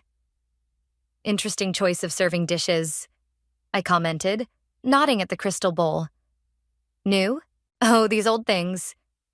She laughed nervously. "Just something I had in storage." Xavier nearly choked on his wine. "Funny, I saw those exact ones at Marshall's last week. Premium collection, right?" Mom's smile faltered slightly. "I don't know what you're talking about." "Just like you don't know about the emergency that required you to sell Grandma's sapphires?" I set down my fork. "Or should we discuss your actual emergency? The one involving Botox and fillers?"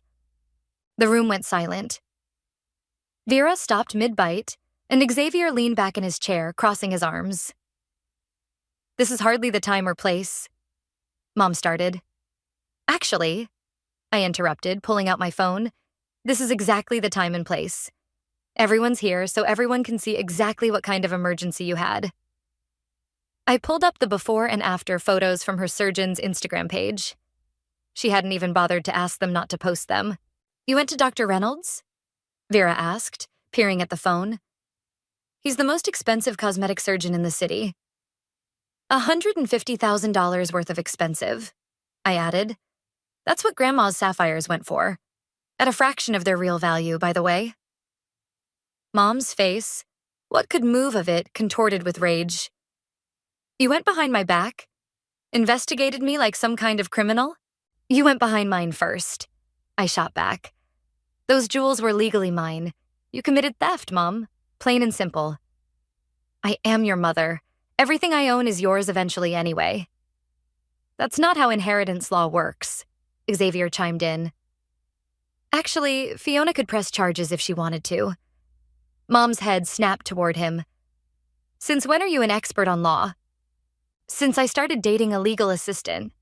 He shrugged. "She found some interesting things when I asked her to look into this, by the way."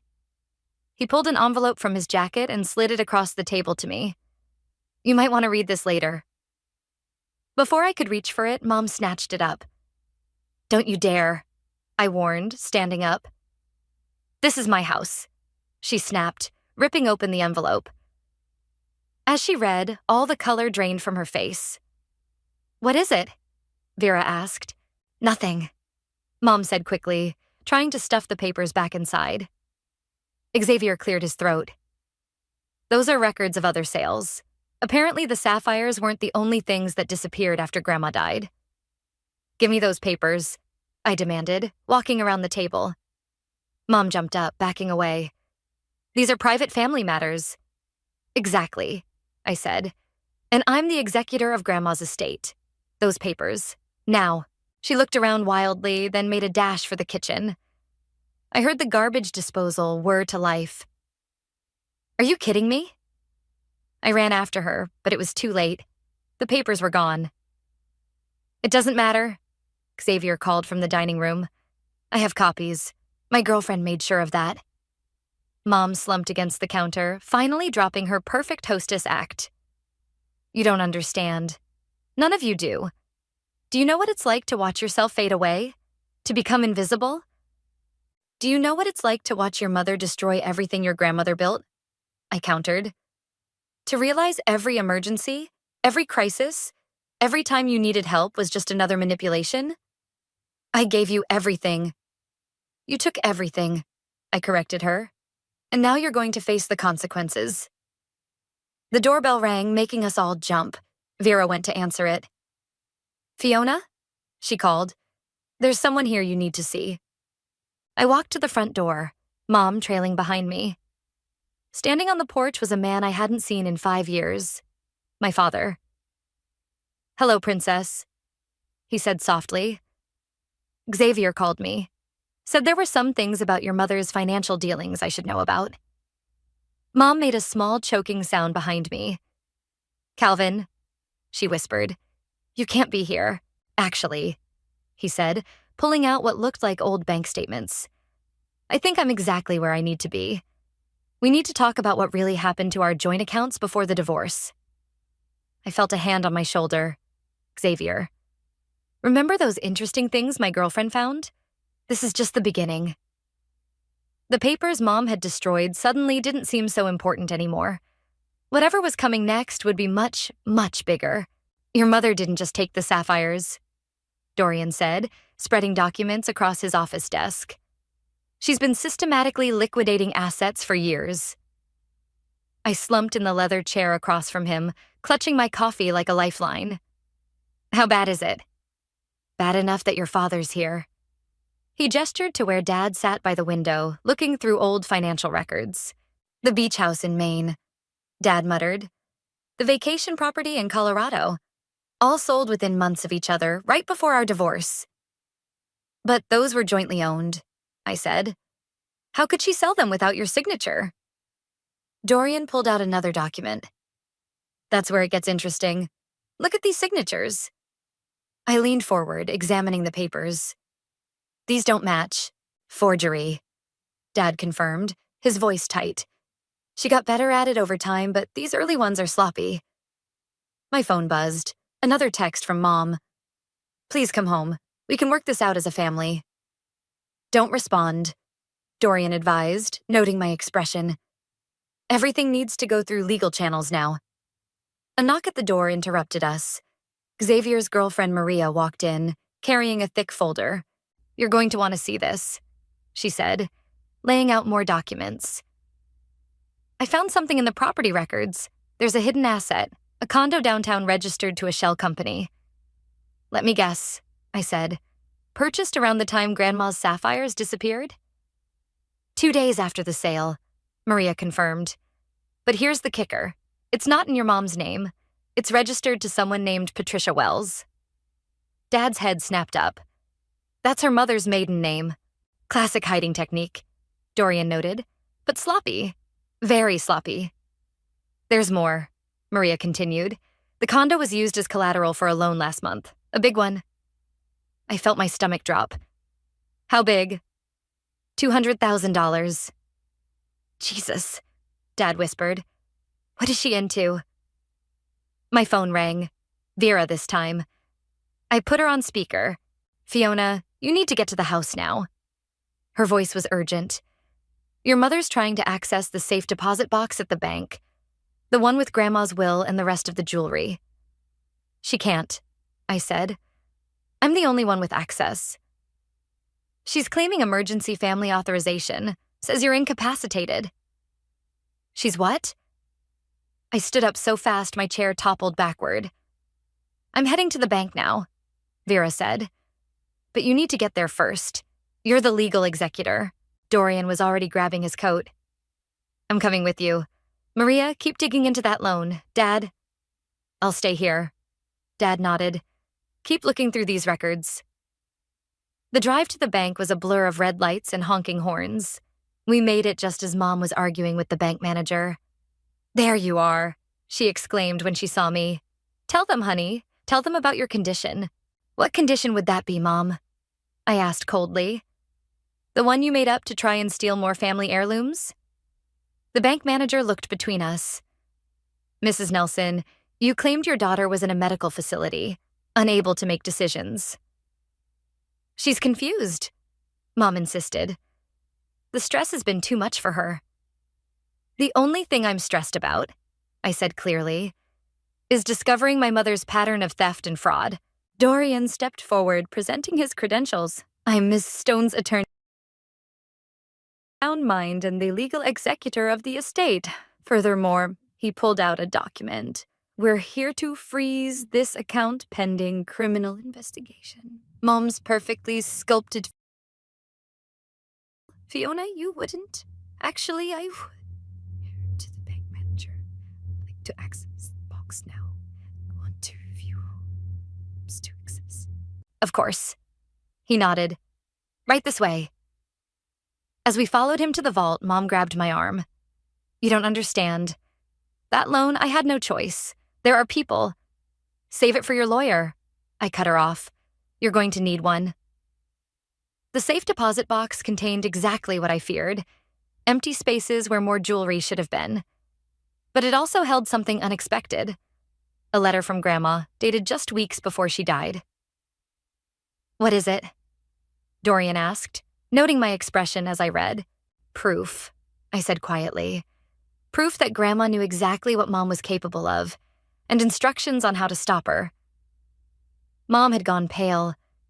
Ivy wouldn't what? Protect her legacy from you? I folded the letter carefully. Looks like she did exactly that, and now I know what I have to do next. As we left the bank, my phone buzzed one final time. A text from Xavier. Maria found something big. Really big. Come back to Dorian's office ASAP. The day wasn't over yet. Not by a long shot.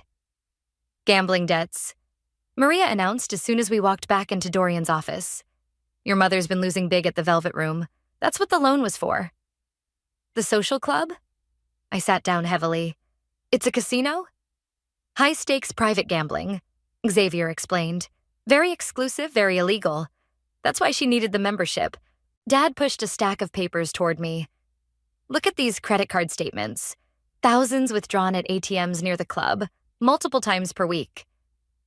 The loan sharks are getting impatient, Maria added. That's why she's been so desperate for quick cash. I thought about the empty safe deposit box, the missing jewelry, the sold properties. How much does she owe? At least $500,000, Maria said quietly. And that's just what we can trace. The room went silent. Dorian was the first to speak. We need to act fast. Fiona, that letter from your grandmother, what did it say? I pulled it out with shaking hands. Grandma set up a trust. A secret one, separate from the main estate. She knew Mom would try to get her hands on everything, so she created a safety net. Smart woman. Dorian smiled. Let me guess. You're the trustee? With full control, I confirmed. And there's more. She left evidence of Mom's previous frauds. Documents, photos, bank records, everything we need to prove this isn't new behavior. A knock at the door made us all jump. Vera walked in, looking grim. Your mother's at the Velvet Room, she said. I followed her there. She's trying to get another loan. We can't let that happen, Dad stood up. Those people are dangerous. We won't, I said, pulling out my phone. Dorian, how quickly can we freeze her accounts? With the evidence we have? Within the hour. Do it, I ordered. Xavier, call your contact at the Gaming Commission. If the Velvet Room is running illegal games, they need to know. On it. He grabbed his phone. What about me? Dad asked. Those forged signatures on the property sales. We need to file fraud charges. He nodded grimly. Already started the paperwork. My phone buzzed. A text from an unknown number. Your mother owes us money. Family should help family. You have 24 hours. They're threatening me now. I showed the message to Dorian. Perfect, he said. That's exactly what we need. Maria, start the restraining order paperwork. Already done. She held up a file. Just needs your signature. I signed quickly, then turned to Vera. There's one more thing we need to do. Remember that storage unit Grandma mentioned in her letter? Vera's eyes widened. The one with all the evidence? That's the one. We need to get there before Mom figures it out. I'll drive, Xavier offered. Maria, keep working with Dorian on the legal stuff. She nodded, already typing furiously on her laptop. The storage facility was on the outskirts of town. Unit 247 looked like any other, but when we rolled up the door, we found a gold mine of evidence. Look at these. Vera held up a stack of photos. Your mother with known loan sharks dating back 20 years. And these? Xavier pulled out more files. Bank statements showing systematic theft from your grandfather's business before he died. Grandma knew, I realized. She knew all along and was building a case. Your grandmother was nobody's fool, a voice said behind us. We spun around to find Dad standing there, holding an old leather journal. How did you... Ivy told me about this place years ago, he said. Made me promise to only reveal it if things got bad enough. I'd say we're there. He handed me the journal. This is your grandmother's record of everything your mother ever stole, lied about, or manipulated, including what she did to break up our marriage. I opened the journal with trembling hands. There, in Grandma's elegant handwriting, was the truth I'd been looking for my whole life. My phone buzzed again. Dorian. Accounts frozen. Gaming Commission raiding the Velvet Room now. Your mother's being detained for questioning. It's time, I said, closing the journal. Let's end this. What are you going to do? Vera asked. Exactly what Grandma wanted, I replied. Use the trust to protect what's left of our family's legacy and make sure Mom never has the chance to destroy it again. She won't take this well, Xavier warned. No, I agreed, looking at the mountain of evidence surrounding us. But for once, she won't have a choice. As if on cue, my phone rang. Mom's number. But this time, I was ready to answer. Hello, Mother, I said calmly. I think it's time we had a real conversation about consequences. The silence on the other end told me she finally understood. Her game was over, and I was the one holding all the cards. The police station's interview room felt smaller than it looked on TV. Mom sat across from me, her perfect makeup smeared with tears, her designer outfit wrinkled from hours of questioning. Did you read Grandma's letter? I asked, sliding the envelope across the steel table. Her hands shook as she opened it. My dearest Fiona, she read aloud. If you're reading this, then Jennifer has done exactly what I feared she would. Keep reading, I said quietly. The money, the jewels, the properties, they were never what mattered. What matters is the truth. Your mother has spent her entire life running from it, destroying everything and everyone in her path. Mom's voice cracked. Mother, how could you? How could you? I countered. The loan sharks? The gambling? Stealing from your own family? I was going to win it all back, she whispered. Just one more game. One more chance. Detective Roberts knocked and entered, carrying a thick file. Mrs. Nelson, we've finished reviewing the evidence from the Velvet Room. Would you like to explain these? He spread out photographs. Mom with known criminals, handling large sums of cash. That's not... I didn't... Save it. I cut in. We found Grandma's storage unit. We know everything. everything? Her face went pale. The forged checks from Grandpa's business. The real reason Dad left. The fake cancer scare you used to get sympathy money from the church? I leaned forward. 20 years of lies, Mom. All documented. She slumped in her chair. What do you want from me? The truth. For once in your life, just tell the truth. The door opened again. Dad walked in with Dorian. The Gaming Commission wants to make a deal, Dorian announced. They'll reduce charges if you testify against the Velvet Room's operators. And the loan sharks? Mom asked weakly. We've frozen all your accounts, I said. The trust Grandma set up? It's being used to pay back your legitimate debts. But the illegal ones? You're on your own. You can't do this to me. She stood up suddenly. I'm your mother. You stopped being my mother the moment you chose gambling over family. I shot back.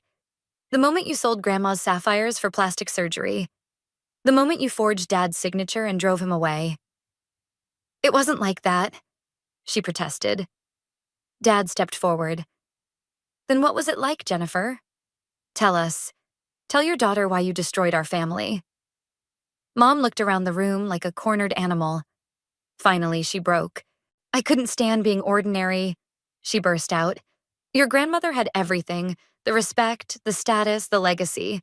I married into this family thinking I'd have that too, but all I got were expectations and judgment.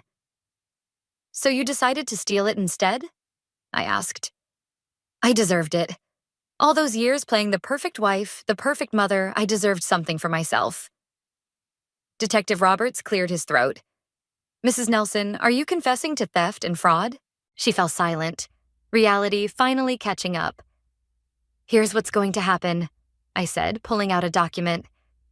You're going to sign control of all remaining assets over to the trust. You're going to enter rehabilitation for your gambling addiction. And you're going to tell the Gaming Commission everything you know about the Velvet Room. And if I refuse? Then we press charges, Dad said. All of them. The fraud, the theft, the forgery. You'll go to prison, Jennifer. She stared at the document for a long moment. What about my debts? The legal ones will be handled, I assured her. The illegal ones? Well, maybe prison would be safer than facing those collectors. Her hand trembled as she reached for the pen. I never meant for it to go this far. You never meant to get caught, I corrected her. There's a difference. She signed the papers, then looked up at me with tears in her eyes. What happens now? Now? I stood up. Now you face the consequences, just like Grandma knew you'd have to someday. As we left the police station, Dad put his arm around my shoulders. Your grandmother would be proud of you, Princess. I'm not sure about that, I said. This doesn't feel like a victory. It's not supposed to, Dorian chimed in, but it's necessary. Sometimes protecting a legacy means making hard choices. My phone buzzed. A text from Xavier. Maria found the buyer of the sapphires. He's willing to sell them back. I smiled slightly. Maybe some things could be recovered after all. But as I watched Mom being led away by officers, I knew some things would never be the same. And maybe that was exactly what needed to happen. Please, Fiona, I need money for the commissary, Mom begged through the prison phone.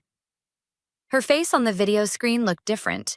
Older, stripped of its artificial smoothness. 3 months in county jail had worn away the facade she'd spent so much money creating. No, I said firmly. The trust will provide basic necessities, but that's it. No extras. You don't understand what it's like in here. Her voice cracked. The other inmates, maybe you should have thought about that before you testified against half the people in the Velvet Room. She flinched. They were criminals. So were you, Mom. That's why you're there. A guard appeared behind her. 5 minutes, Nelson. Mom leaned closer to the screen. What about the rehabilitation program? If I complete it, can I come home?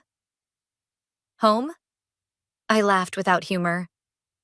The house has been sold to pay your debts, remember? But where will I go when I get out? The trust will provide for a small apartment and living expenses, contingent on you maintaining sobriety and attending therapy. I held up the document. just like we agreed. You're treating me like a child. No, I'm treating you like someone who stole from their family and gambled away their future. I softened my tone slightly. This is what getting help looks like, Mom. The door to the prison visiting room opened and Vera walked in. Mom's expression hardened. What is she doing there? Supporting me, I said. Unlike some people. Vera placed a hand on my shoulder. Jennifer, the sapphires are back in the family's possession. Mom's eyes widened. How? The buyer was more understanding than you deserved, I explained. Once he learned they were stolen family heirlooms, he agreed to sell them back. At cost. Using my money, I suppose? Using what's left of Grandma's trust. I corrected her. The money you didn't manage to gamble away. A tear rolled down her cheek. I never meant to hurt you, baby. I needed to feel special. You were special, Mom. You were my mother. That should have been enough. The guard appeared again. Time's up. Wait! Mom pressed her hand against the screen. What about your father? Are you talking to him? Dad's been helping clean up your mess, I said. He's been more of a parent in the past 3 months than you were in the last 5 years. He left us. No, you drove him away. With lies, with theft, with your endless need for more. I stood up. The truth was in Grandma's journal, remember? She slumped in her chair. I'm sorry. I'm so sorry. I know you are. But sorry doesn't fix what you broke. Then what will? She whispered. Time. Truth. Actually doing the work instead of just pretending to change. I gathered my things. Complete the program, Mom. Go to therapy. Deal with whatever made you think destroying our family was worth it. And then we'll see. I nodded to the guard. We're done here. As we walked out of the prison, Vera squeezed my arm. You're doing the right thing, you know. Am I? Sometimes it feels like I'm being too harsh. She needs boundaries, Fiona. Structure, real consequences. My phone buzzed. A text from Dad. Dinner tonight? Xavier and Maria are coming. They found something else in the records you should see. More secrets? I asked Vera. I'm not sure I can handle any more. Actually, she smiled. This one might be good news. Your grandmother left something else in that storage unit. Something your mother never knew about. What?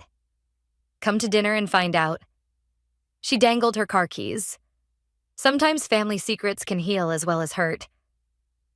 I took one last look at the prison behind us. Mom was being led back to her cell, shoulders slumped, designer clothes replaced by an orange jumpsuit. You know she'll try to manipulate you again, Vera warned. I know. I got into the car. But this time I'm ready for it. Because of Grandma's letter? Because I finally understand what Grandma meant about protecting our legacy. I buckled my seatbelt.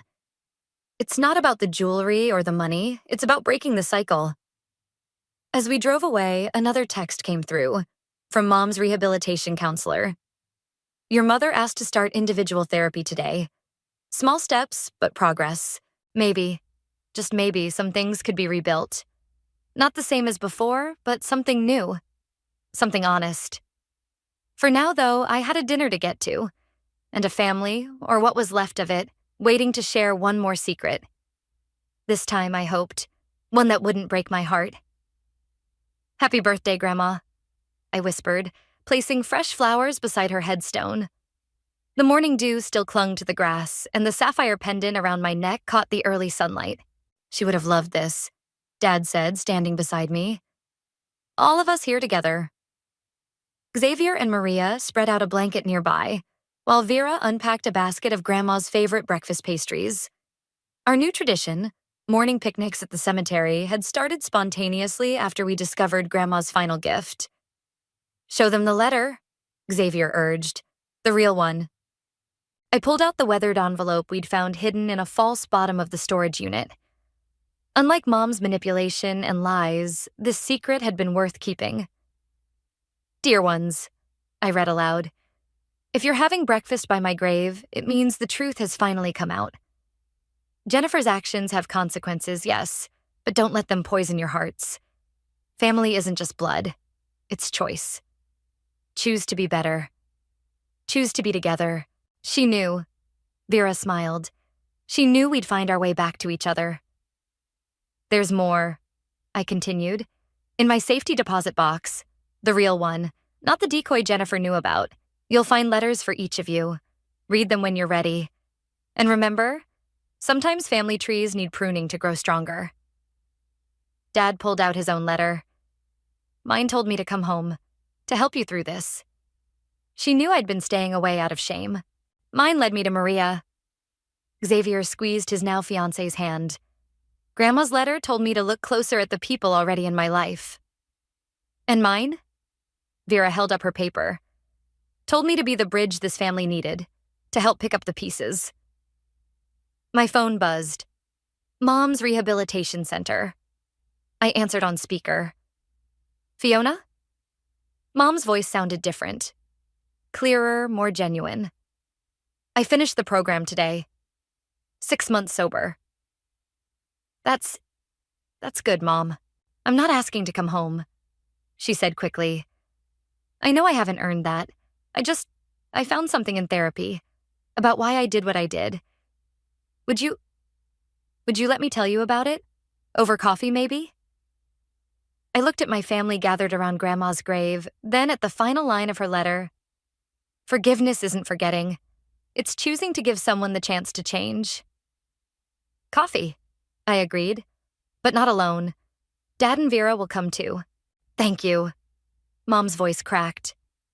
And Fiona? I saw the trust statement. Thank you for paying for my therapy instead of just the basics. After hanging up, Maria pulled out one last item from the picnic basket, Grandma's old photo album. Look what we found in the storage unit. She opened to a marked page. Your grandmother left notes. There, beside each family photo, were Grandma's observations. Not just dates and places, but insights. Warnings about Mom's early signs of trouble. Hope for Dad's eventual return. Pride in my resilience. She didn't just leave us money or jewelry, I realized. She left us a roadmap. For healing, Dad nodded. For rebuilding, Vera added. For choosing better, Xavier finished.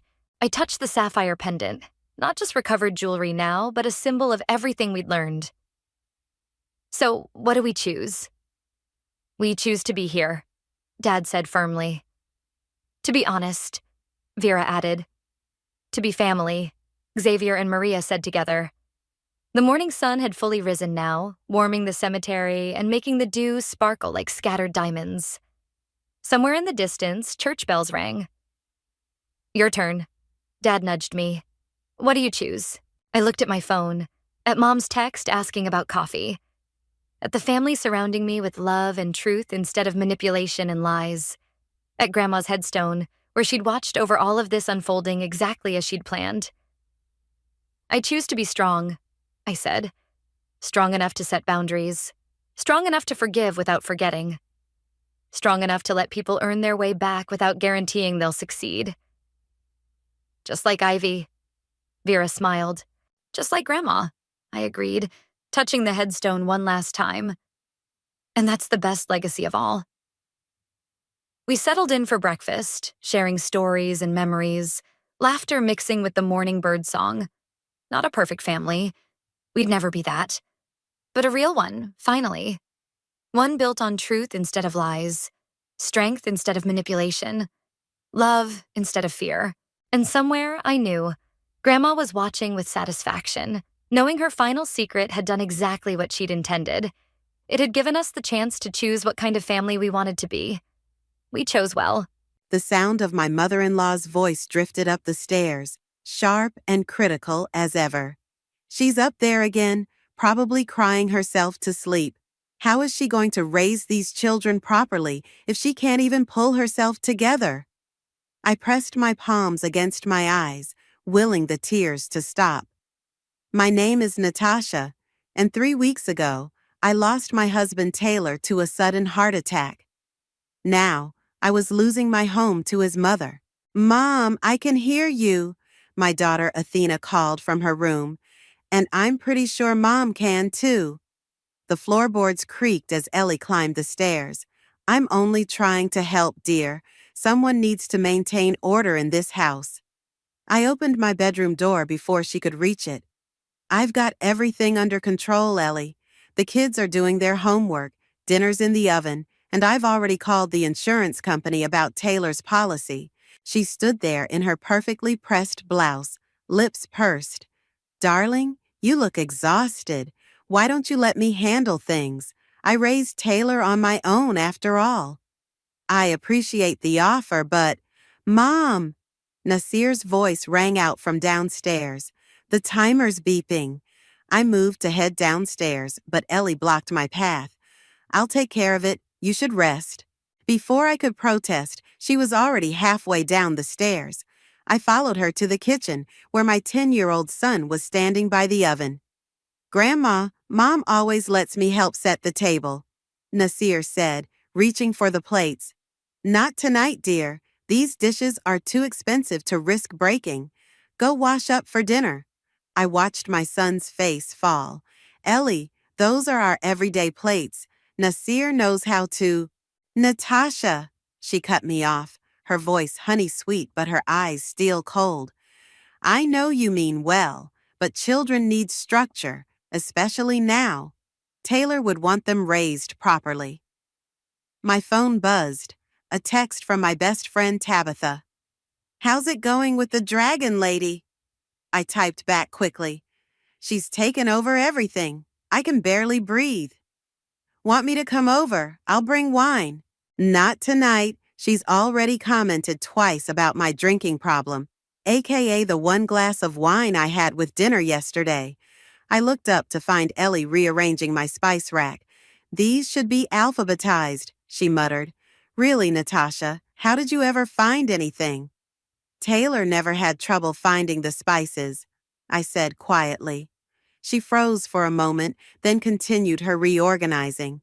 "Well, Taylor was accommodating. Too accommodating sometimes." The front door opened, and Athena came downstairs, her backpack slung over one shoulder. "Mom, can I go to Sophie's house to study?" Before I could answer, Ellie stepped in. "Absolutely not. It's a school night." "But Mom always lets me study at Sophie's on Wednesdays," Athena protested, looking at me pleadingly. I took a deep breath. "Athena's right, Ellie. Sophie's mother supervises their study sessions, and she's always home by 8. Things are different now," Ellie said firmly. "The children need stability, not gallivanting around the neighborhood." "I'm not gallivanting," Athena's voice cracked. "I'm trying to maintain my grades like Dad would want." The kitchen fell silent. Ellie moved to hug Athena, but my daughter backed away, tears in her eyes. "I hate this. I hate that Dad's gone, and I hate that everything's different." She ran upstairs, her door slamming moments later. Nasir appeared in the doorway, his young face worried. "Is Athena okay?" Ellie sighed dramatically. "See what happens when there's no proper authority? Children need a firm hand, Natasha. Taylor understood that." I gripped the counter, my knuckles white. "Taylor understood a lot of things." What's that supposed to mean? I looked at my mother-in-law, really looked at her. She'd moved into our house the day after the funeral, rearranging furniture, changing routines, criticizing every decision I made, and I'd let her, too numb with grief to fight back. But watching my children's world shrink under her rules, seeing their spirits dim day by day, something inside me was waking up. "Nothing," I said finally. "I'm going to check on Athena." As I climbed the stairs, I heard Ellie's voice behind me. "This is exactly why I need to be here. That poor woman can't even handle a simple teenage outburst." I paused on the landing, my hand trailing along the wall where Taylor and I had hung our family photos. My fingers brushed against a small nick in the wood, a secret mark Taylor had made years ago, though he never told me why. Something about that tiny imperfection in the perfect walls of Ellie's new domain made me smile. Taylor had his secrets, his quiet acts of rebellion. Maybe it was time I found my own. Absolutely not. Ellie's voice rang through the kitchen the next morning. No child of mine ever needed a cell phone at 13, and neither does Athena. She's not your child, I said, handing Athena her lunch bag. And Taylor and I already agreed she could have one for her birthday next week. Athena stood frozen between us, her eyes darting back and forth like she was watching a tennis match. Plans change, Ellie said, adjusting her pearl necklace. In times of grief, children need fewer distractions, not more. Mom, Athena whispered. Dad promised. The hurt in her voice made my chest tight. Before I could respond, Ellie stepped forward. Your father isn't here anymore, dear. Now, go get your brother. You'll be late for school. As soon as Athena left the kitchen, I turned to Ellie. You can't keep overruling me like this. I'm doing what's best for this family. Someone has to maintain standards. She opened the fridge, grimacing. Really, Natasha, store-bought orange juice? What happened to fresh squeezed? My phone buzzed. Tabitha again. Coffee? You sound like you need rescue. Can't, I texted back. Queen Elizabeth is monitoring my caffeine intake. That's it, Tabitha replied. I'm coming over. 20 minutes later, after the kids had left for school, the doorbell rang. Tabitha burst in before I could even reach it, her red curls wild and her arms full of coffee cups.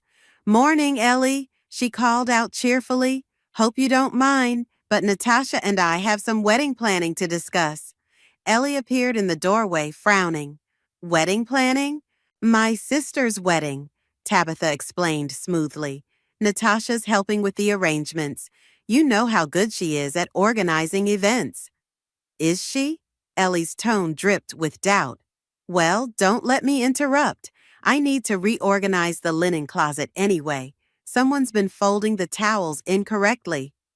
As soon as Ellie disappeared upstairs, Tabitha grabbed my arm and pulled me onto the porch. Okay, spill. How bad is it? She's taken over everything, Tab. The kids' schedules, the meals, even the damn thermostat. Yesterday, she threw out all my scented candles because they were fire hazards. The ones Taylor got you for your anniversary? I nodded, fighting back tears. She says she's helping, but it feels like she's trying to erase me from my own home. So fight back. How? She's Taylor's mother. The kids need her. The kids need their mom, Tabitha said firmly. Their real mom, not Grandma Dictator. A crash from inside made us both jump. We rushed back in to find Nasir standing in the living room, a broken picture frame at his feet. I'm sorry, he said quickly. I was just trying to dust it like Grandma said. It's okay, sweetheart, I started, but Ellie was already there, tutting disapprovingly. This is what happens when children aren't properly supervised, she said, sweeping up the glass. From now on, no touching the family photos. But that's my favorite picture of Dad, Nasir protested. Then you should have been more careful with it, shouldn't you? I watched my son's lower lip tremble, and something inside me snapped. That's enough, Ellie. Nasir, go get ready for soccer practice. I'll fix the frame later. Soccer? Ellie straightened up. Oh, I canceled that. He needs to focus on his studies. You what? I stared at her in disbelief. Taylor coached that team. Nasir loves soccer. Taylor isn't here to coach anymore, is he? Her words hit like a slap. The boy needs structure, not sports. Tabitha stepped forward, her face flushed. You know what? I just remembered, Natasha, you still have that key Taylor gave you, right? The one for his study? I froze. The key. In all the chaos of the past weeks, I'd forgotten about it. What key? Ellie demanded. Nothing, I said quickly.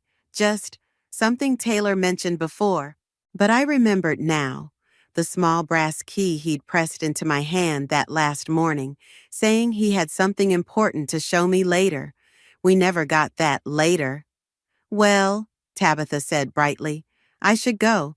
Thanks for the wedding planning help, Nat.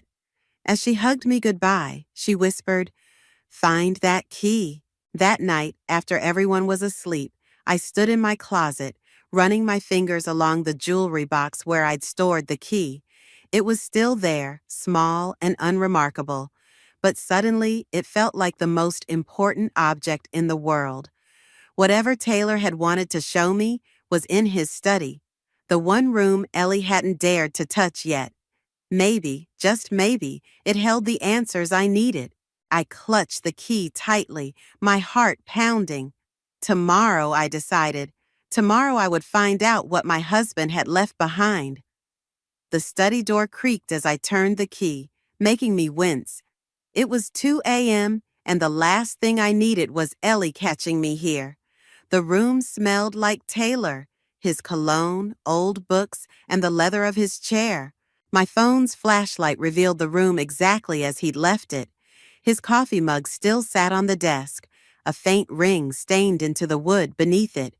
I ran my fingers across his desk calendar, stopped forever on the day he died. What did you want me to find? I whispered. The beam of my flashlight caught something unusual, a corner of paper sticking out from behind the large family portrait on the wall. My hands trembled as I lifted the frame. There it was, a manila envelope with my name written in Taylor's familiar scrawl. Mom? I nearly dropped the envelope. Athena stood in the doorway, her phone providing a soft glow. Honey, you should be in bed. I heard the door. She stepped inside, closing it quietly behind her. What are you doing in Dad's study? I held up the envelope. Finding answers, I hope. She settled next to me on the leather couch, and I opened the envelope with shaking hands. Inside was a letter and several documents. Dear Natasha, I read aloud, my voice barely a whisper. If you're reading this, something's happened to me. I've been having chest pains lately, and though I don't want to worry you, I need to make sure you're protected. Athena gripped my arm. I continued reading. Mom will try to take control. She always has. She did it when I was growing up. She tried it when we got married, and she'll definitely try it now. Don't let her. You're stronger than she thinks, stronger than even you know. Dad knew, Athena whispered. He knew what Grandma would do.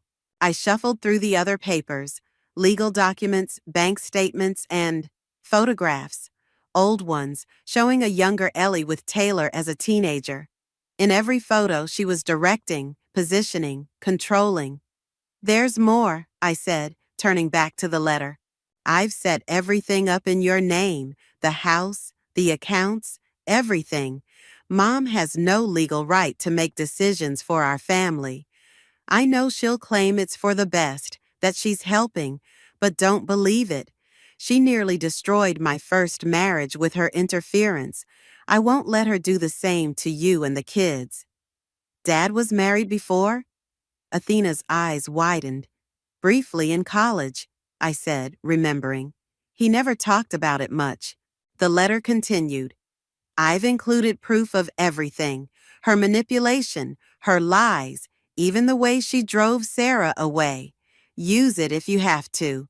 The kids need their mother, their real mother, not someone trying to remake them in her image. You need to show this to Grandma, Athena said firmly. I shook my head. It's not that simple. Why not? Dad wanted you to stand up to her. He said you're stronger than she thinks. A floorboard creaked in the hallway. We both froze. Natasha, Ellie's voice called out. Is someone in Taylor's study? I quickly shoved the envelope under a couch cushion. Just me, Ellie. Couldn't sleep. The door opened. Ellie stood there in her silk robe, frowning. This room should be left as it is, as a memorial. It's disrespectful to... To what? I interrupted, standing up. To remember my husband, To seek comfort in the space where he spent so much time? Mom, Athena added, Dad wouldn't want his study to be a shrine. He'd want us to use it to remember him living, not— Go to bed, Athena, Ellie snapped. This doesn't concern you. Actually, I said, my voice stronger than I'd felt in weeks, it concerns all of us. This is our home, our family. I am the matriarch of this family, Ellie declared. Taylor expected me to lead this family, I cut in, and it's time I started doing exactly that. Ellie's face paled. What are you talking about? Go to bed, honey, I told Athena, who squeezed my hand before leaving. Once she was gone, I faced my mother-in-law. Things are going to change, Ellie, starting tomorrow. Is that a threat? No, I said calmly. It's a promise. To my husband, to my children, and to myself. She stared at me for a long moment before turning away. We'll discuss this in the morning, when you're thinking more clearly. After she left, I retrieved the envelope and held it close.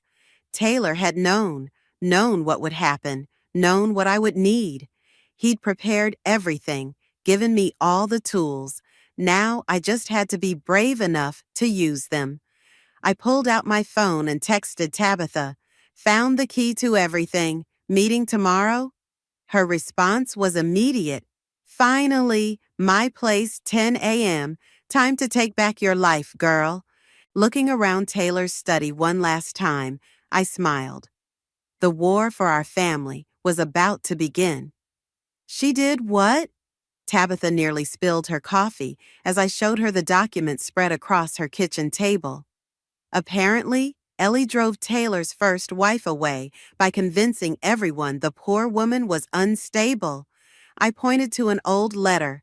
Sarah wrote this to Taylor years later, explaining everything. And Taylor kept it all this time? Tabitha shook her head in disbelief. He knew his mother better than anyone. I pulled out my phone, showing her a text from Reuben, Taylor's childhood friend. I reached out to Reuben this morning. He's willing to meet with us. The doorbell rang and Reuben entered, his lawyer's briefcase in hand. Ladies, he said, settling into a chair. I've been waiting for this conversation for weeks. You knew about all this? I asked. I watched Ellie destroy Taylor's first marriage. When he met you, he was determined not to let history repeat itself. Reuben pulled out some papers. These are copies of everything Taylor set up legally. The house, accounts, even the kids' trust funds. They're all in your name, Natasha. So Ellie has no actual power here? Tabitha asked. None, Reuben smiled. She's a guest in your home, nothing more. My phone buzzed. Nasir's school. Hello? Mrs. Richardson, this is Principal Morris. Your mother-in-law just called to pull Nasir out of soccer permanently. We needed to confirm this with you.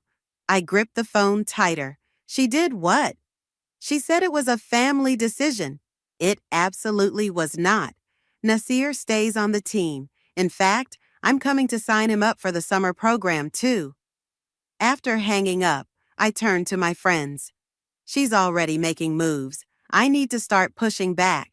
Start small, Reuben advised. Reclaim your space bit by bit. That afternoon, I drove to the store and bought new scented candles, the same ones Taylor always got me. When I got home, Ellie was reorganizing the kitchen again. What are those? She demanded, eyeing the shopping bag. Candles, for my house. I set them out on the counter deliberately. The kids love the vanilla scent. Reminds them of their dad. I told you those are fire hazards. In my house, I interrupted, we use candles, just like we did when Taylor was alive. Her face reddened. I'm only trying to protect this family. By canceling Nasir's soccer, the sport his father coached? She froze. How did you— I'm his mother, Ellie. The school checks with me, not you. The front door opened, and Athena walked in with Nasir. Mom, Nasir ran to me. Is it true? Can I still play soccer? Of course, baby. I hugged him tight. In fact, you're joining the summer league too. But Grandma made a mistake, I said firmly, meeting Ellie's eyes. She forgot to check with me first. This is ridiculous, Ellie sputtered. Taylor would never. Actually, I pulled out my phone, showing her a video I'd found in Taylor's study, him coaching Nasir's team, both of them laughing. This is exactly what Taylor would want. Ellie stormed upstairs, and I heard her door slam. Athena grinned. Mom, that was awesome. My phone buzzed with a text from Tabitha. How's Operation Take Back going? Just won the first battle, I replied. Soccer stays, candles are back. Queen Elizabeth is not amused. Later that night, while the kids did homework, I found a crumpled paper in the recycling bin, a draft of Taylor's letter that Ellie must have discovered while snooping. My heart raced as I smoothed it out. How much had she read? The sound of her heels on the stairs answered my question. Her face was composed, but her eyes were cold. I always wondered why Taylor changed his will that last year, she said. Now I know. He turned my own son against me. No, Ellie, you did that yourself. I made him successful, gave him structure, guidance.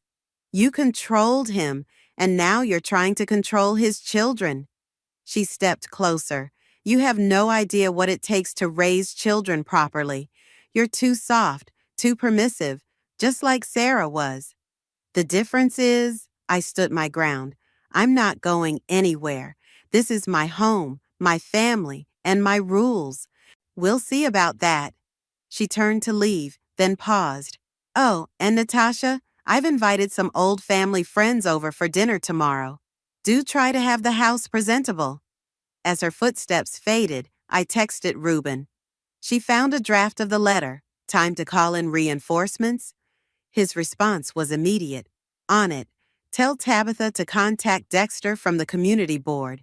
Time to show Ellie what real family support looks like. I smiled, lighting one of my new candles. The vanilla scent filled the air, and for the first time in weeks, I felt truly at home. Ellie invited how many people? Tabitha paced my kitchen the next morning, her heels clicking against the tile. 12, I said, checking my phone. All her old country club friends. She's trying to embarrass me in front of the community.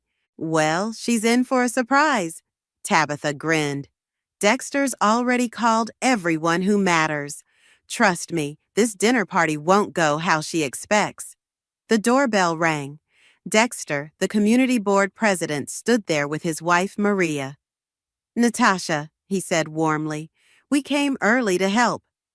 The dinner's not until 6, I started, but Maria was already rolling up her sleeves. Honey, we're not here for Ellie's dinner. We're here for yours. Over the next few hours, people streamed in through the back door. Neighbors, parents from the kids' school, Taylor's old soccer team families. Each brought food, supplies, and most importantly, support. Mom? Nasir appeared in the kitchen. Why is everyone here? Because they care about us, I said, hugging him. Where's your grandmother? Still upstairs, getting ready. She said we need to look perfect for her friends. The doorbell rang again. This time it was Reuben carrying a thick folder. Everything's set, he whispered. Just say the word. At exactly 6, Ellie descended the stairs in her finest dress, stopping short at the sight of dozens of people filling our home. What is this? She demanded. I specifically invited your friends? I gestured to the front door, where her country club associates were arriving. They're welcome too, the more the merrier. This is completely inappropriate. Actually, Dexter stepped forward. This is exactly appropriate. This community supports Natasha and these children. We always have. And who are you two? He's the community board president, Maria cut in. The same board that Taylor worked with to establish the youth soccer program you tried to shut down. Ellie's face reddened. I was only thinking of what's best for who? I asked quietly. For Nasir, who lost both his father and his favorite sport? For Athena, who can't even study with her friends anymore? You don't understand. No, you don't understand.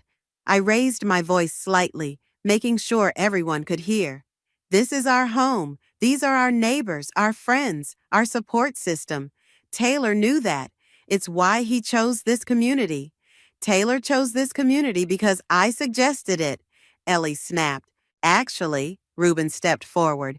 Taylor chose it because it was far enough from you to give his family space to breathe.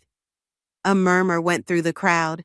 Ellie's country club friends shifted uncomfortably. Is that true, Ellie? One of them asked. Did your son really move here to get away from you? Of course not. I only ever wanted what was best. Like you did with Sarah? The words slipped out before I could stop them. Taylor's first wife? The room went silent. Ellie's face turned pale. That was different, she whispered. She wasn't right for him. No, I said firmly. You decided she wasn't right for him. Just like you've decided I'm not right for these kids. I never. Mom? Athena appeared at my side. I found this in the study. She held up a photo album. It's full of pictures of Dad with Sarah. They looked happy, until suddenly she's not in any more pictures. Ellie reached for the album, but Athena pulled back. There's writing on the back of some photos, my daughter continued. Sarah wrote about how much she loved Dad, but how she couldn't handle the constant criticism, the manipulation, the control. Enough! Ellie's voice cracked. This is a private family matter. You're right, I agreed. So let's handle it like family. These people? I gestured to the crowd. They're our family too. They've been here for us since Taylor died. Where were your country club friends? One by one, Ellie's invited guests made their excuses and left, leaving her standing alone in a sea of our supporters. This isn't over, she said, but her voice lacked its usual authority.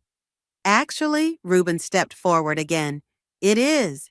Natasha has legal documentation of everything. The house, the accounts, even Taylor's explicit wishes for his family's future. Would you like me to share those details with everyone?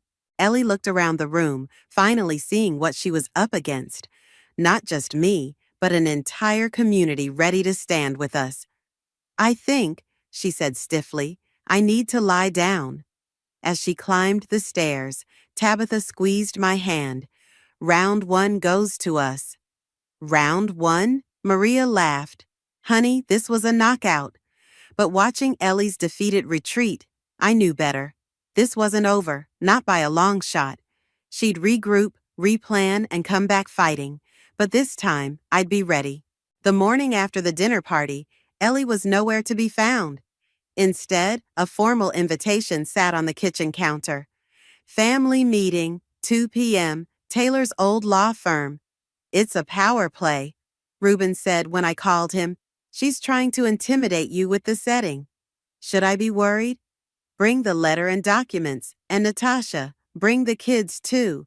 It's time they understood everything.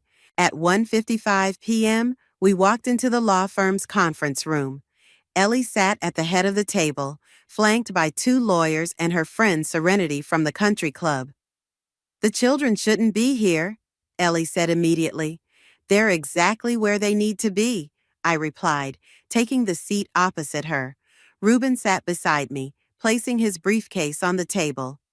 I've called this meeting, Ellie began, because recent events have made it clear that this family is in crisis.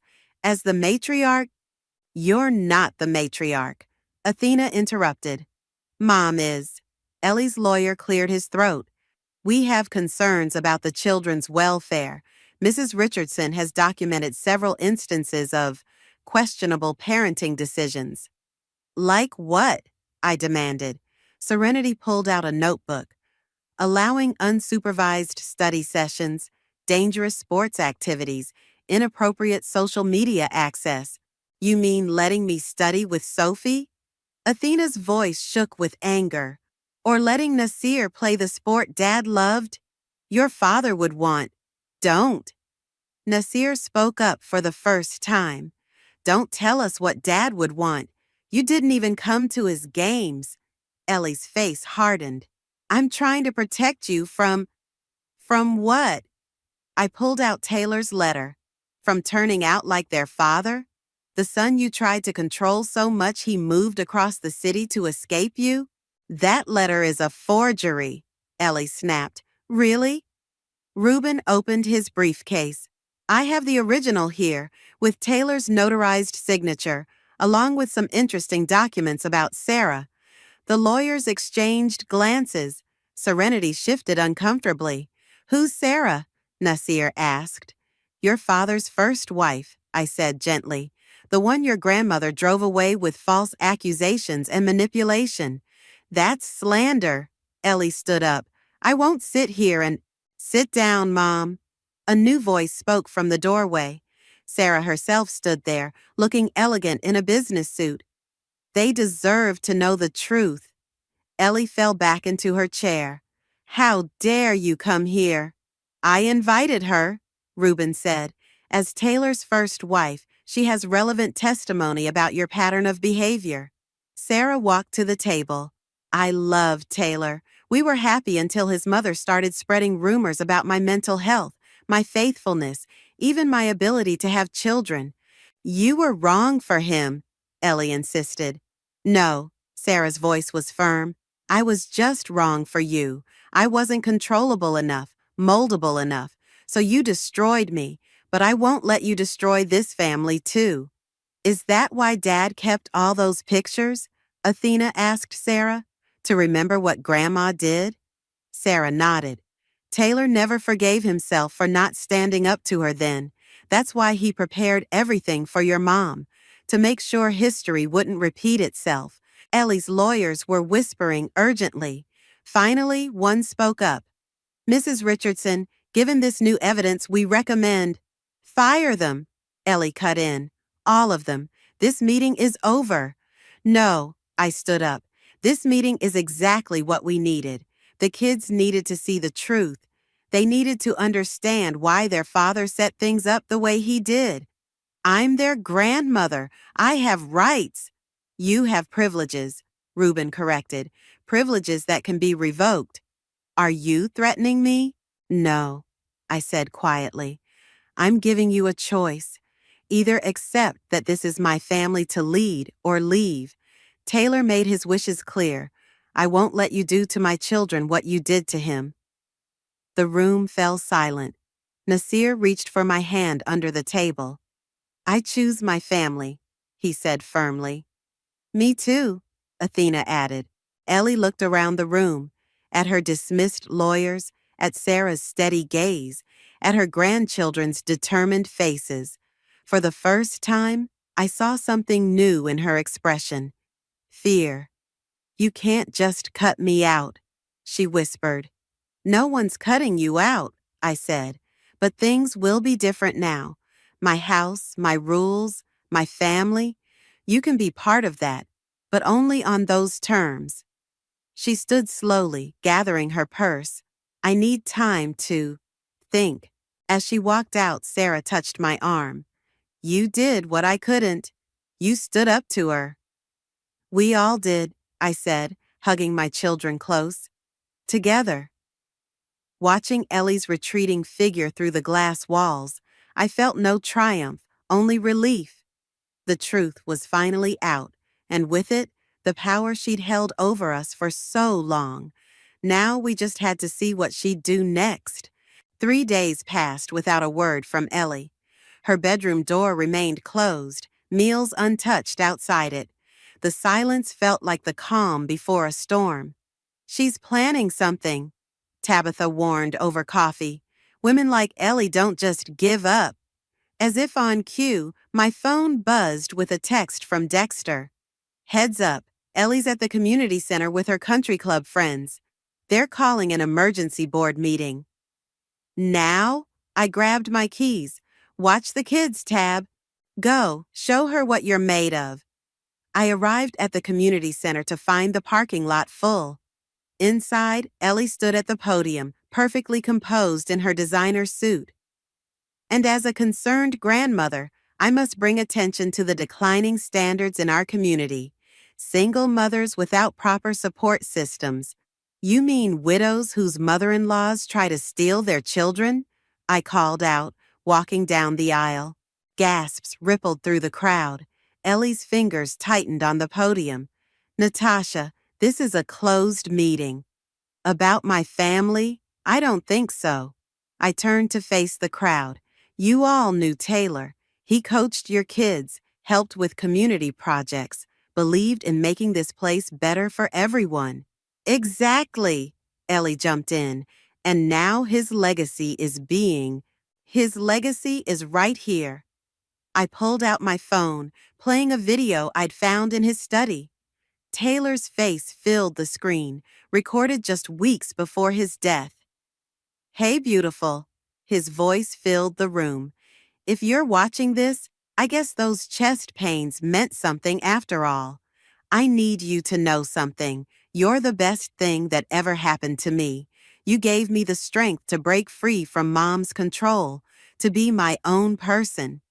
Ellie tried to speak, but Dexter shushed her. The video continued. I've watched you raise our kids with love, not rules, with guidance, not control. You're everything I wished my mother could have been.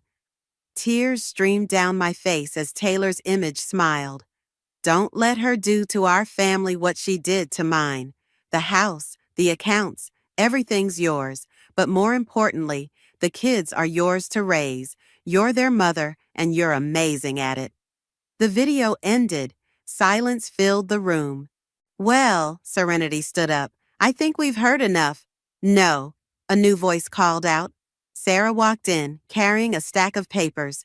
You haven't heard everything yet. This is ridiculous, Ellie sputtered. She has no right. I have every right. Sarah passed out documents to the board members. These are the complaints filed against Ellie 20 years ago. Harassment, defamation, even stalking. The same patterns she's showing now. Those charges were dropped, Ellie protested. Because Taylor begged me to, Sarah replied. He didn't want to believe his mother could be so cruel, but he learned. That's why he protected his new family from you. Dexter stood up. I move to dismiss this emergency meeting. All in favor? Hands shot up across the room. Ellie's supporters shrank in their seats. Furthermore, Dexter continued, I move to formally recognize Natasha as the head of the Richardson family and their rightful representative on all community matters. More hands raised. Ellie's face turned red. You can't do this, she hissed. I am still a guest in my house, I finished, and not a very good one. The crowd began to disperse. Ellie's friends hurried past her without meeting her eyes. Finally, only Ellie, Sarah, and I remained. You've ruined everything, Ellie whispered. No, Sarah said gently. You did that yourself. 20 years ago with me and now with Natasha. The difference is she's stronger than I was. What happens now?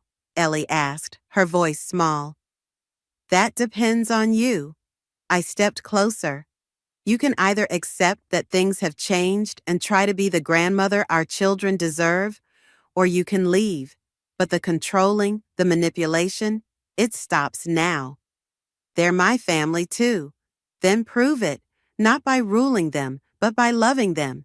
Can you do that? She looked between us, the woman she'd driven away and the woman who'd stood her ground. I don't know how, she admitted finally. Then maybe it's time to learn, Sarah suggested, before you lose another family. My phone buzzed, a text from Athena. Is Grandma coming home? I showed Ellie the message. Well, are you ready to try things our way?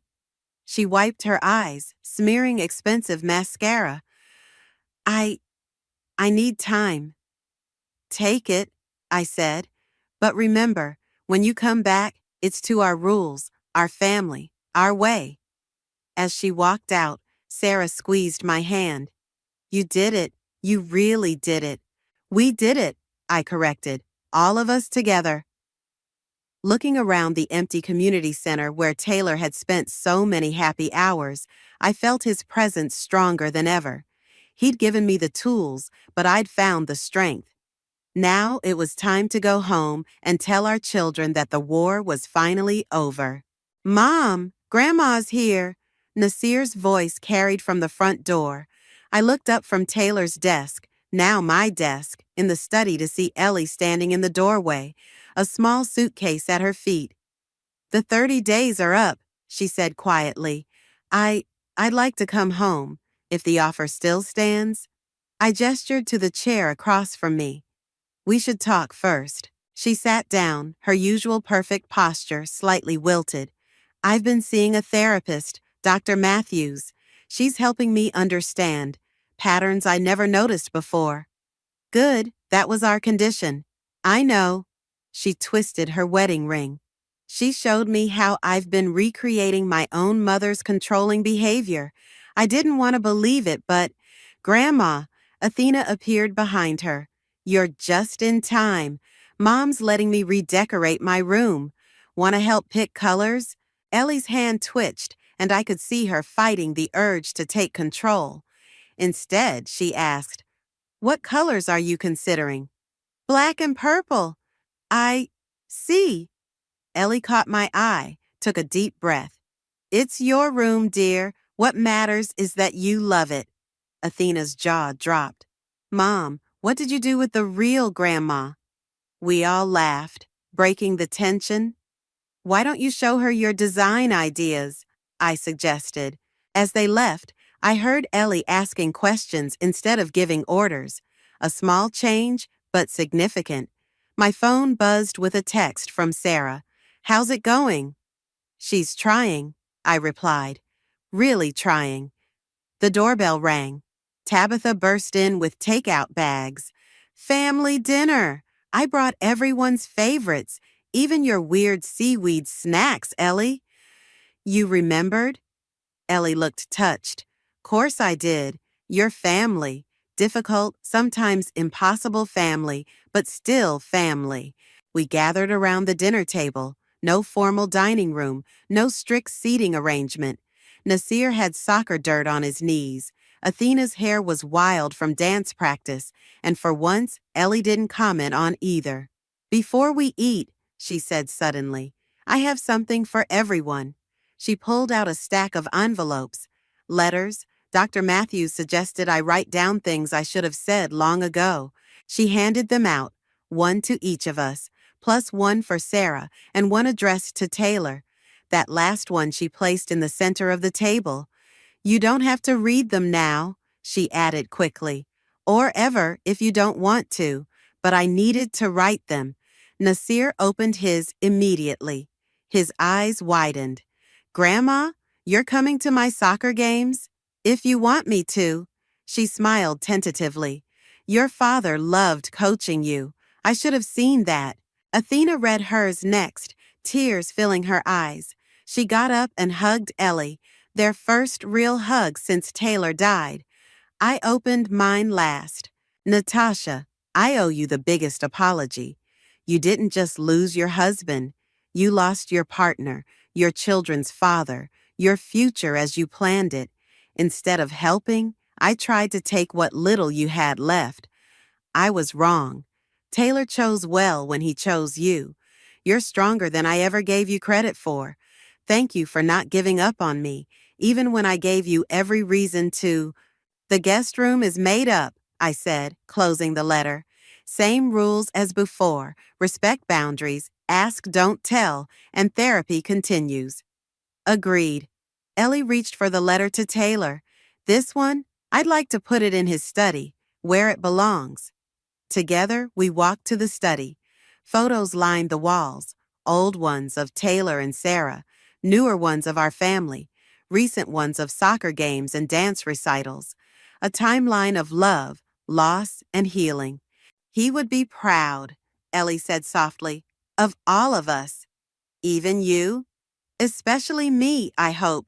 It's not easy admitting you've been wrong for so long." From downstairs, Tabitha called. "Food's getting cold, and Nasir's eyeing the last spring roll." Save me one, I called back. To Ellie, I added, welcome home, for real this time. As we headed downstairs, I caught a glimpse of our reflection in the window. Mother and daughter-in-law, both changed by loss, both healing through love. Not perfect, but family. Taylor's letter sat on his desk, next to the vanilla candle I'd lit earlier. Its flame flickered, casting dancing shadows that seemed to whisper, "This is what I wanted all along." Not perfect harmony, but real love. Not strict control, but genuine connection. "Mom," Athena called. "Nasir's telling Grandma about his goal last week, and he's totally exaggerating." "Am not," Nasir protested. "Are too." Ellie caught my eye and smiled. A real smile, not her usual practiced one. "Shall we go referee?" "No," I said, returning her smile. "Let's just go listen. Sometimes that's all family needs to do." Together, we rejoined our beautifully imperfect family, leaving Taylor's study behind but carrying his love with us, always.